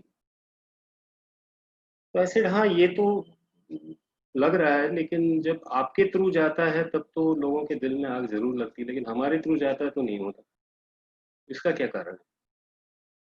तो he laughed and he said, देखो, उस पेपर को आग लगने के लिए मैग्नीफाइंग ग्लास का साफ होना बहुत जरूरी है. तो अपने आप अपने दिलो दिमाग को साफ कर, पाक साफ कर, तब आप दूसरों के दिलों के छूओगे. Now this sounded so zen and so romantic to a 22-year-old. I was very happy with that answer. But as the romance started fading, I really don't know how to apply this theory or this anecdote to real music. Now, he had already left for the US and there was no way I could ask him any further questions. But then I tried to use my mind to understand how this happens, and I really could not come to any conclusion. But surprisingly, this conversation, this music, and this entire mood and the rust that it created was haunting me for years, and I was desperately looking for answers. Now, one would ask, why didn't you go and ask your Guru, Ma Annapurna Devi? But for those who do not understand or do not know the Guru Shishya Parampara, asking questions to your Guru is not encouraged. Having a discussion is a complete no-no. Although they, in their own paradoxical and sometimes cryptical way, do teach you a lot more than you think you understood. As you mature as a musician, as a person, what they say and what they've indicated or the path that they've taken to becomes more and more clear, and it makes more sense. But besides that, there are some incidences that happen which also give you some direction. So one such incident I'll share with you. So this was when one of my Guru Bhais from Banaras, who played the sitar, had come to learn with Ma, and she was teaching him Rag Shri. And there was a phrase which she sang. Now, she used to teach by singing because she believed that if she played, then we would end up imitating her. And she believed that if you imitate, then you may lose yourself and you may be just playing what the other person is playing, your Guru in this case. So she would prefer that you use the expression and interpretations according to what you are comfortable with as a person and allow it to change as time passes. So Ma was teaching this gentleman Rag Bhageshri, and she was singing a phrase which consisted of only 3 notes. But try as he may, he just couldn't get it good enough for her. Hours passed and he was trying, and she would keep correcting him and he would try again, and this went on and on. And then a very rare occurrence happened. Somewhere along the way, she lost patience. She got up from her stool and picked up his sitar and just sat on her haunches and played even without the mizra, and played those 3 notes. Now it so happened that there were these other senior Guru Bhais of mine who were present when this happened and who shared this incidents with me. 3 thoughts occurred to them the moment they heard this. They were completely blown over कि ऐसा भी संगीत हो सकता है. She never played for any one of us, so we never heard of it before or after that. So the first question was, how did she do that? The second question or the second thought was, घर जाके करेंगे. We have to try this at home. And the third most important question in the context of today's discussion was, how can she evoke so much feeling in just 3 notes of the rag? The moment these thoughts occurred in my Guru Bhai's mind, Ma started answering their questions. She stopped teaching and she said, देखो, ये चीजें सीखना पड़ता है. Don't do it on your own. ये गुरु से सीखो, ठीक से सीखो. Don't try this at home. Exactly what they were thinking. Because if you try it at home and then when you start learning with me and you have made errors, it will be an Herculean task to unlearn and relearn the real. And the third, the most important point that she made, she said to get feelings in any phrase, you got to practice it 1,000,000, 1,000,000,000 times. Practice is so much that it enters your blood, it becomes you. And then when it flows out of you again, it comes out as your own in the purest form, not influenced by anybody else. Because as you practice, there will be changes automatically, naturally, almost organically. And then when you perform, it will come out as a natural thing and a genuine feeling that you will be feeling through that music. So far, I've been talking about Rasa and Rag with respect to a student, the perspective of a student. Now, when a student graduates to being a performer, he has further problems. So when you perform, if you're honest to yourself, very often at the end of the concert, you do not know whether you really did well or you goofed up. Because there will be enough number of people who say that you were brilliant, and there will be enough people who would say, okay, nothing great about this. They can be critical or ecstatic, and that variance can just completely tear you apart. So one day, one such student walked into Ma's house and said, "Ma, मैं क्या करूँ? मैं कुछ भी बजाऊँ, मैं सबको please नहीं कर पाता हूँ." So Ma just calmed him down and said, कि तुम सबके लिए क्यों बजाते हो? सबके लिए बजाना छोड़ दो. तुम सिर्फ उस एक के लिए बजाओ जो सबके अंदर है. This simple and profound direction given by Ma to that student just changed him from being a performer to being a sadhak. A sadhak who connects his individual consciousness to the universal consciousness and then just allows the creativity to flow through him. And this is when I understood finally what Khan Sahab had said, कि मैं तो सिर्फ थोड़ी देर बजाता हूँ, फिर वो बजता है और मैं सुनता हूँ. After exploring what Rag and Ras is with respect to the stage, the student and the performer, once somebody asked Ali Akbar Khan sir, particularly in the West, how does one come prepared to listen to Indian music? What is the preparation required? So Khan sahab gave a very interesting answer. He said, do not prepare. Come with your heart open. Come here and relax, and the music will tell you what to do. I'll sum up because I think I've run out of time. I would like to add that there could be many approaches to any body of knowledge. Some purely theoretical, some practical, some experiential.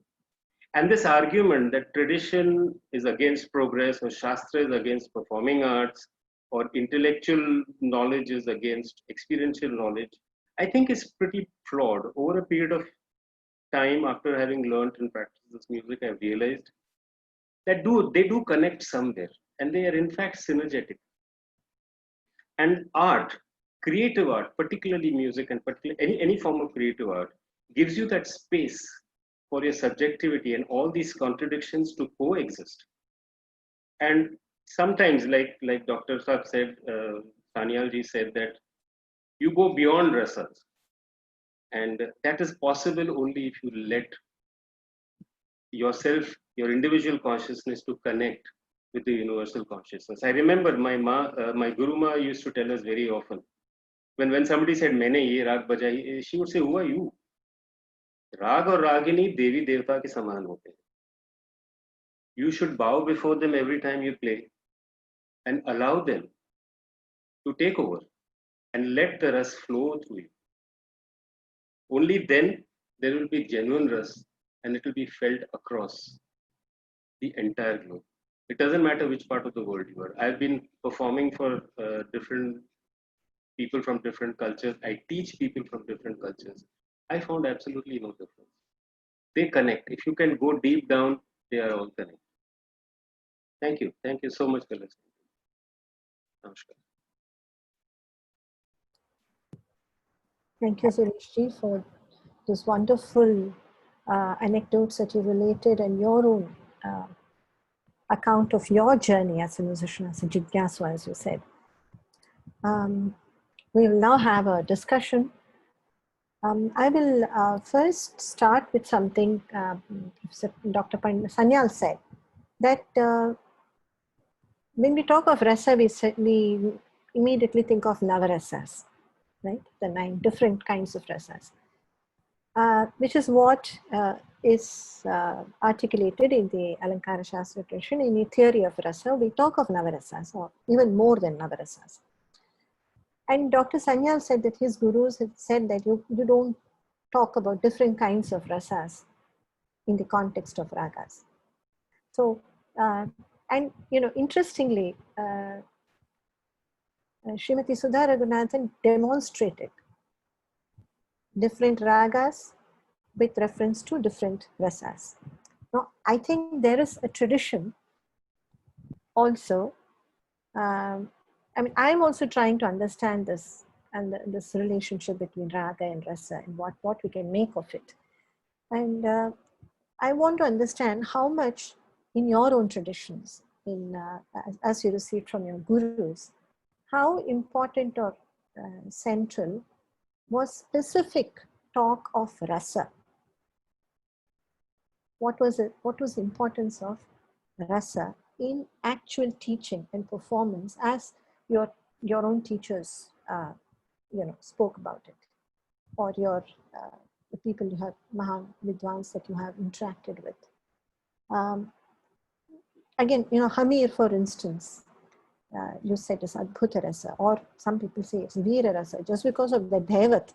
जो जिस तरह धैवत को लगाते हैं, the way the Dhevat is enunciated, you say it is Veera Rasa or Adbhuta Rasa. But then if my puzzlement is that if that were true, and if that kind of association was taken seriously in the tradition, then how about the compositions in Hamir? At least in Khayal, the traditional compositions are all in Shrindara. So I'm just trying to, my question to both of you is that, specifically with respect to performance and teaching, how does rasa figure in either learning raga or performing raga? That is, do teachers say that when you play this raga, you have to have this rasa in mind? Or what would you say is the position of rasa in actual performance and teaching?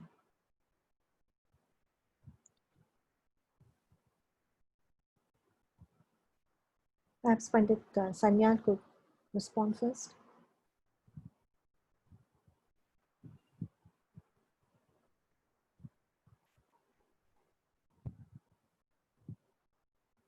Dr. Sanyal, you have to unmute yourself.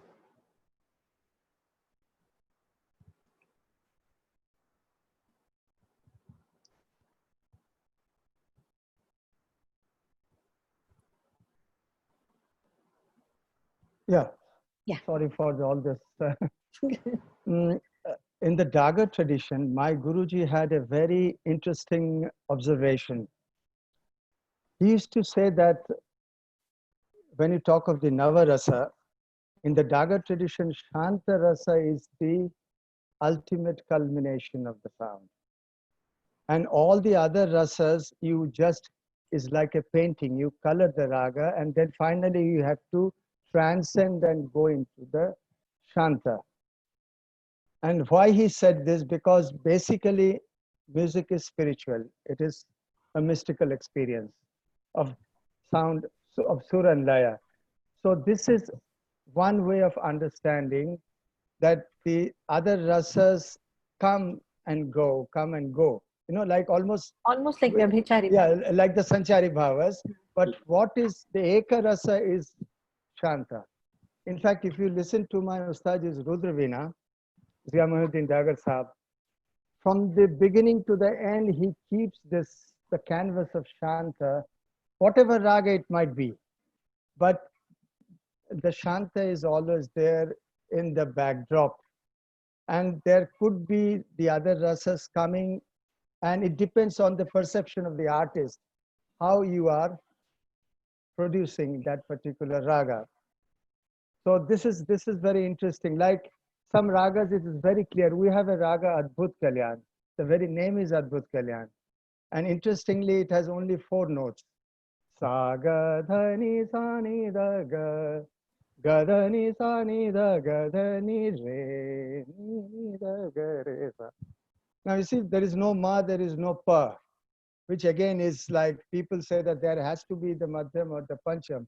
But the raga can be so beautiful, you can flower it so beautifully. So predominantly there is the element of Adbhuta. Another thing, like as you said, Lakshmi ji, that you need a poetry, you know, the bandish to communicate the rasa. But my Guruji was completely, he had the other viewpoint. For him, when you are doing an alap, it is swarka shringar. He used to say this. आप स्वर का श्रृंगार कर रहे हैं. So shringar is in the sense of, just as when we sit for the puja, we decorate, you know, with incense sticks, with flowers, and it's this entire process of the puja. It is like a puja, it's like a prayer, it's like a worship. So even the most abstract alap is shringara. This is another way of looking at, not again the Natya Rasa or Kavya Rasa standpoint, but only in understanding the raga, the beauty of the raga. Another very important point that I didn't mention while I was speaking, my Guruji सिखाते वक्त वो कहते थे कि बेटा हर स्वर जो है वो सही लगाओ. सही लगाना का मतलब वो स्वर जो है सटीक होना चाहिए. It has to be exact and perfect. And he called it the Digambar Swar. Digambar Swar. क्योंकि आजकल दिगंबर स्वर का अभ्यास एकदम नहीं करते हैं. हम will try to ornament it. But you know, just the note has its own beauty. The sheer beauty of just the sound of the note.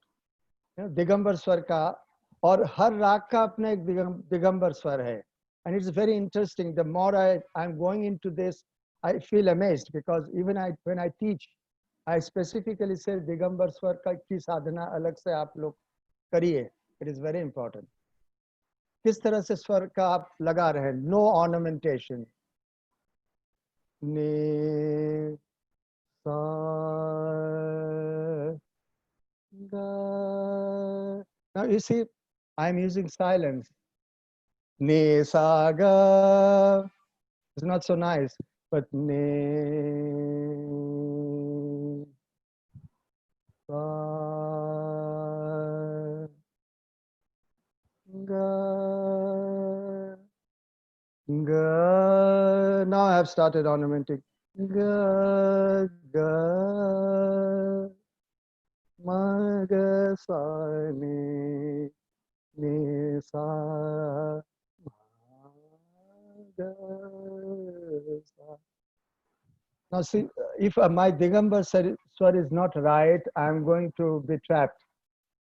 And I might not be able to create that rasa. I think Suresh ji will agree with me. This Yes. Digambar totally. कितना जरूरी है और आजकल बच्चे नहीं करना चाहते हैं. They will try to ornament. ना ख्याल में ऐसे चलेगा. रे रे रे ना रे ने आय ने रे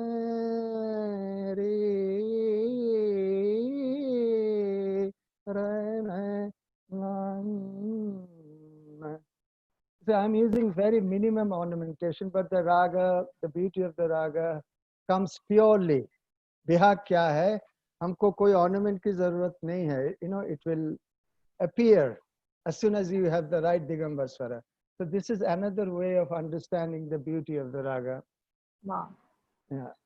Which is inherent in the raga. So my Guruji used to say the fault is not with the raga, the fault is with the performer. Absolutely. So there has to be a total identification of the raga and the performer. And that is why he used to say it is a dialogue. मेरे गुरुजी कहते थे बेटा राग जो है उनके साथ संवाद करो. Have a samvad. With the Have a raga. dialogue. Yeah. And the raga could be a friend, it could be a lover, whatever it is. No? It could be God, a goddess. It's just how you see. But it's a living thing. Yeah, it is living. It's an entity, as I said before. It's an entity. And the day you feel this, the rasa will flow. Yeah. In fact, Suresh ji said that in his own experience, you said that there is so much. It's not like in raga exposition. It's always about just one move. There's complexity in any performance, in any presentation of the raga. And you said that you took the example of Yashodama scolding Krishna. And there itself, it's not just one single mood that is there. So, in fact, Annapurna ji or your other gurus talk specifically of rasa? So they would not specifically speak of rasa, not the way Dr. Saab just explained. But he's right. I mean, first of all, for an instrumentalist, we don't have poetry. So that just eliminates one aspect completely. That can be a great advantage and at the same time a great disadvantage. It's a great advantage for you as a musician, but it could be a great disadvantage for the receiver of the music because it's easier for a non-initiate to first get hold of the poetry. So we do not have the coverage of a poetry to help us. So we have to create the feeling with just the swara. Now that makes it that much more difficult at our end. And I just learned this word Digambara swara, but I always knew it. It's a lovely term. Yes. I'm going to now use it without giving Yes. you any copyright. And Digambar is also Shiva. Absolutely. Absolutely. So it's realization of Shiva. So I remember since Lakshmi ji has asked me specifically about how Ma went about it. So she would make us first play the Digambara swara exactly like you just mentioned. For hours and hours, for months on end, until you got those notes of that particular rag, at least some semblance of it, you were not given anything more. And even later, if you did learn quite a lot, you would have to begin with that practice. Even when you go to learn, when we went to learn with her, you would start, पहले जैसे हम जिसको long notes कहते हैं, एक एक सुर को लगाना है, and an instrument it becomes that much more critical because you play a note and there are these tarafs or sympathetic strings which will start generating their own sounds. And if that doesn't, Raswa Dirgha Swar कहते थे. Absolutely. Yeah. Absolutely. And if that doesn't connect, then you lost the game. And that is only possible if you spend a lot of time and concentration and your entire entity into each swar. That is the beginning point. जब वो होने लगता है, then she would start teaching you the rag more specifically. And it depends on which stage of your learning you are. Initially, she would of course almost spoon feed you, and for us to digest that itself was a big problem. But as time passed and as we got a little better at what we were doing, क्योंकि हम तो जैसे मैं हमेशा कहता हूँ, हम तो कटोरी लेके समुंदर पीने गए थे, तो कितना पी पाएंगे, कितना पचा पाएंगे, you know. But धीरे धीरे our capacity increases, and then it would be so easy for her. She would just give a small indication and we could just connect with her completely. And it was never exactly telling us कि देखो इसको इस तरह से लगाओ तो रस आएगा. That was never told to us. But अगर हमने कुछ किया और उन्हें लगा कि ये इसमें रस नहीं है, she would say नहीं ये गलत है. So we had to keep doing it, and it was not with thought. कि अब मैं इस सुर को ऐसे लगा दूंगा इसका फीलिंग आएगा, ऐसे नहीं होता. Exactly. You have to allow the इस संदर्भ में I just want to say very interesting observation. As you said, we should not think. मेरे गुरुजी कहते थे, सोचो तो मुश्किल, करो तो आसान. बिल्कुल. Don't think, just do it, and you will get the answer. You will get the joy. Correct.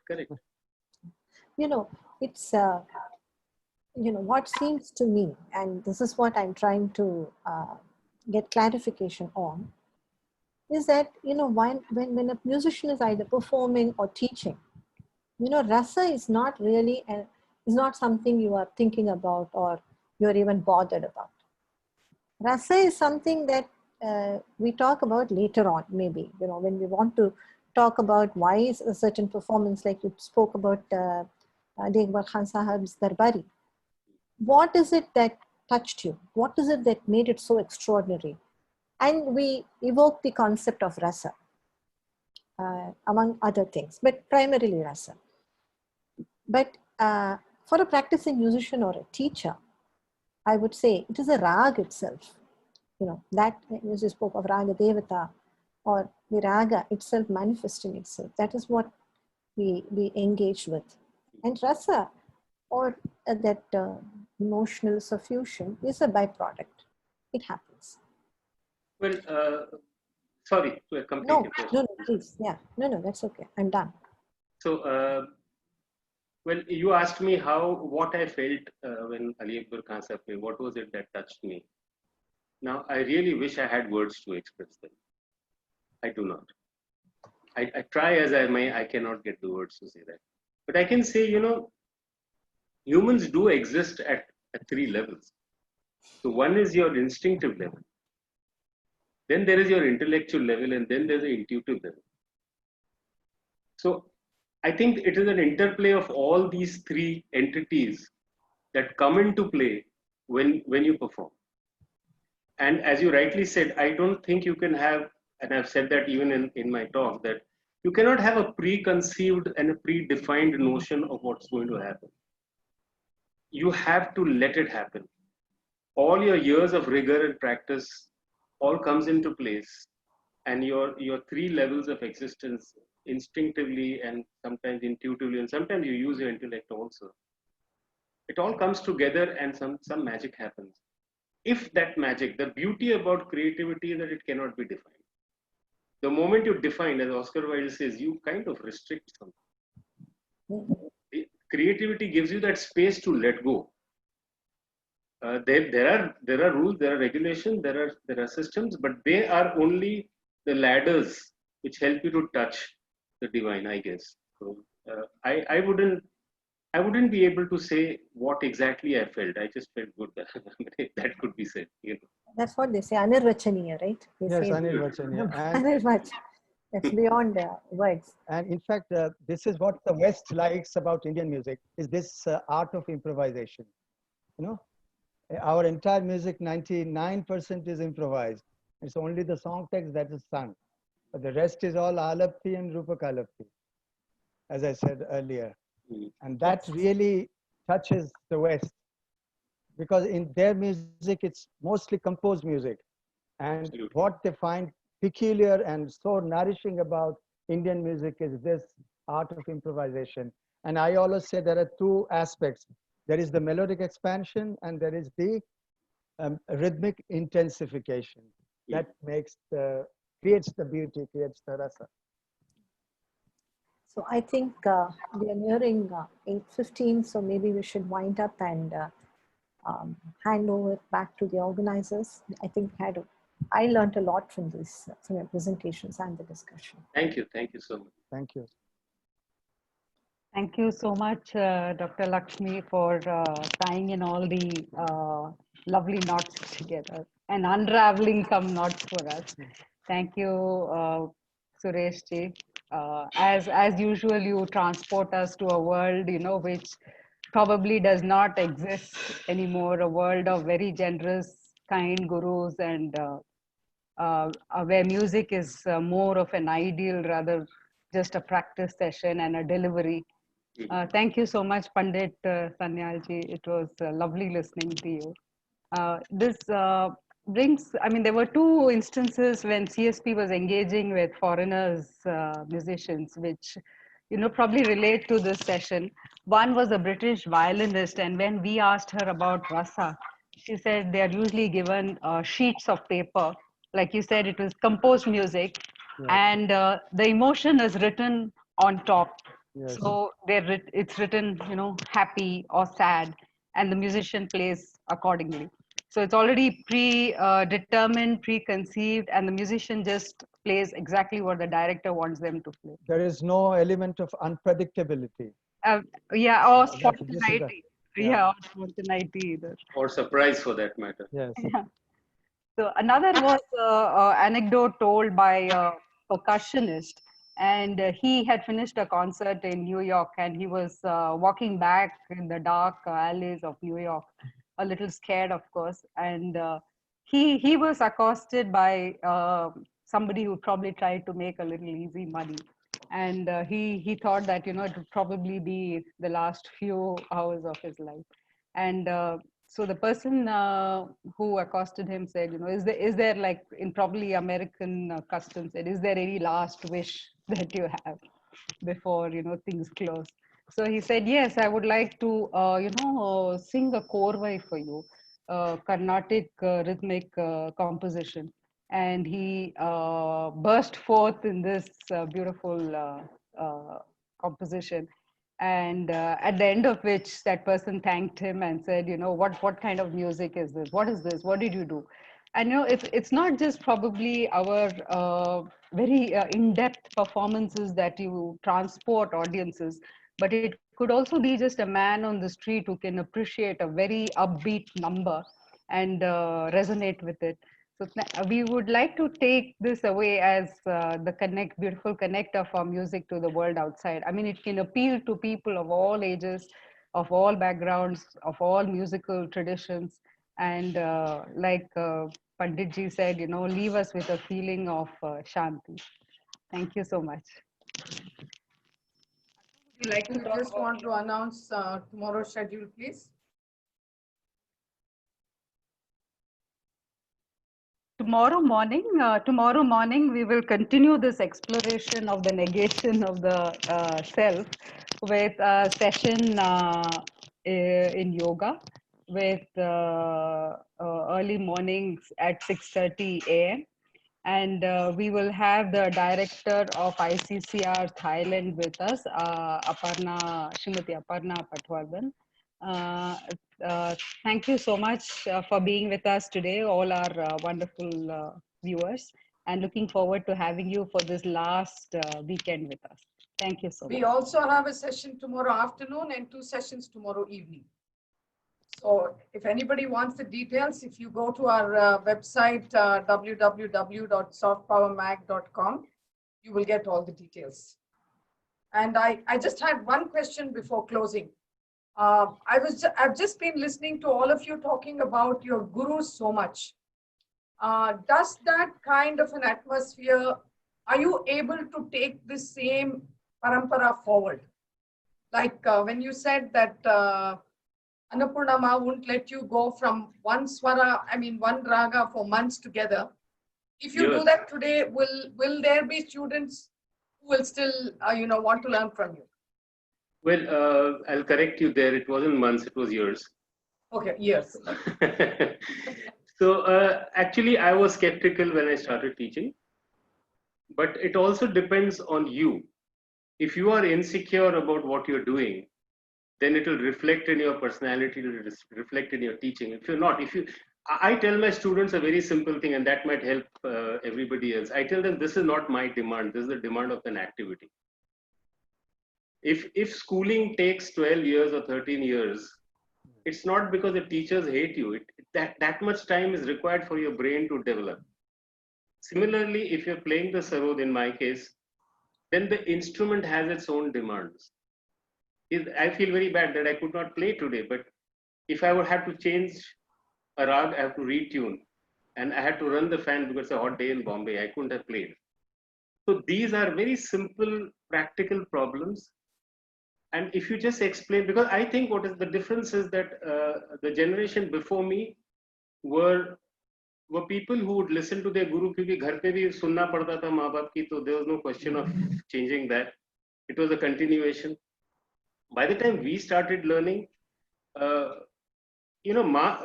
for example, was known to have a loose hand. I mean, if you made a mistake, he would just beat you up. And that fear of being beaten up was enough to make you work. Ma didn't do that. So we are very lucky to, first of all, have a woman as a teacher, because the sensitivities are so different.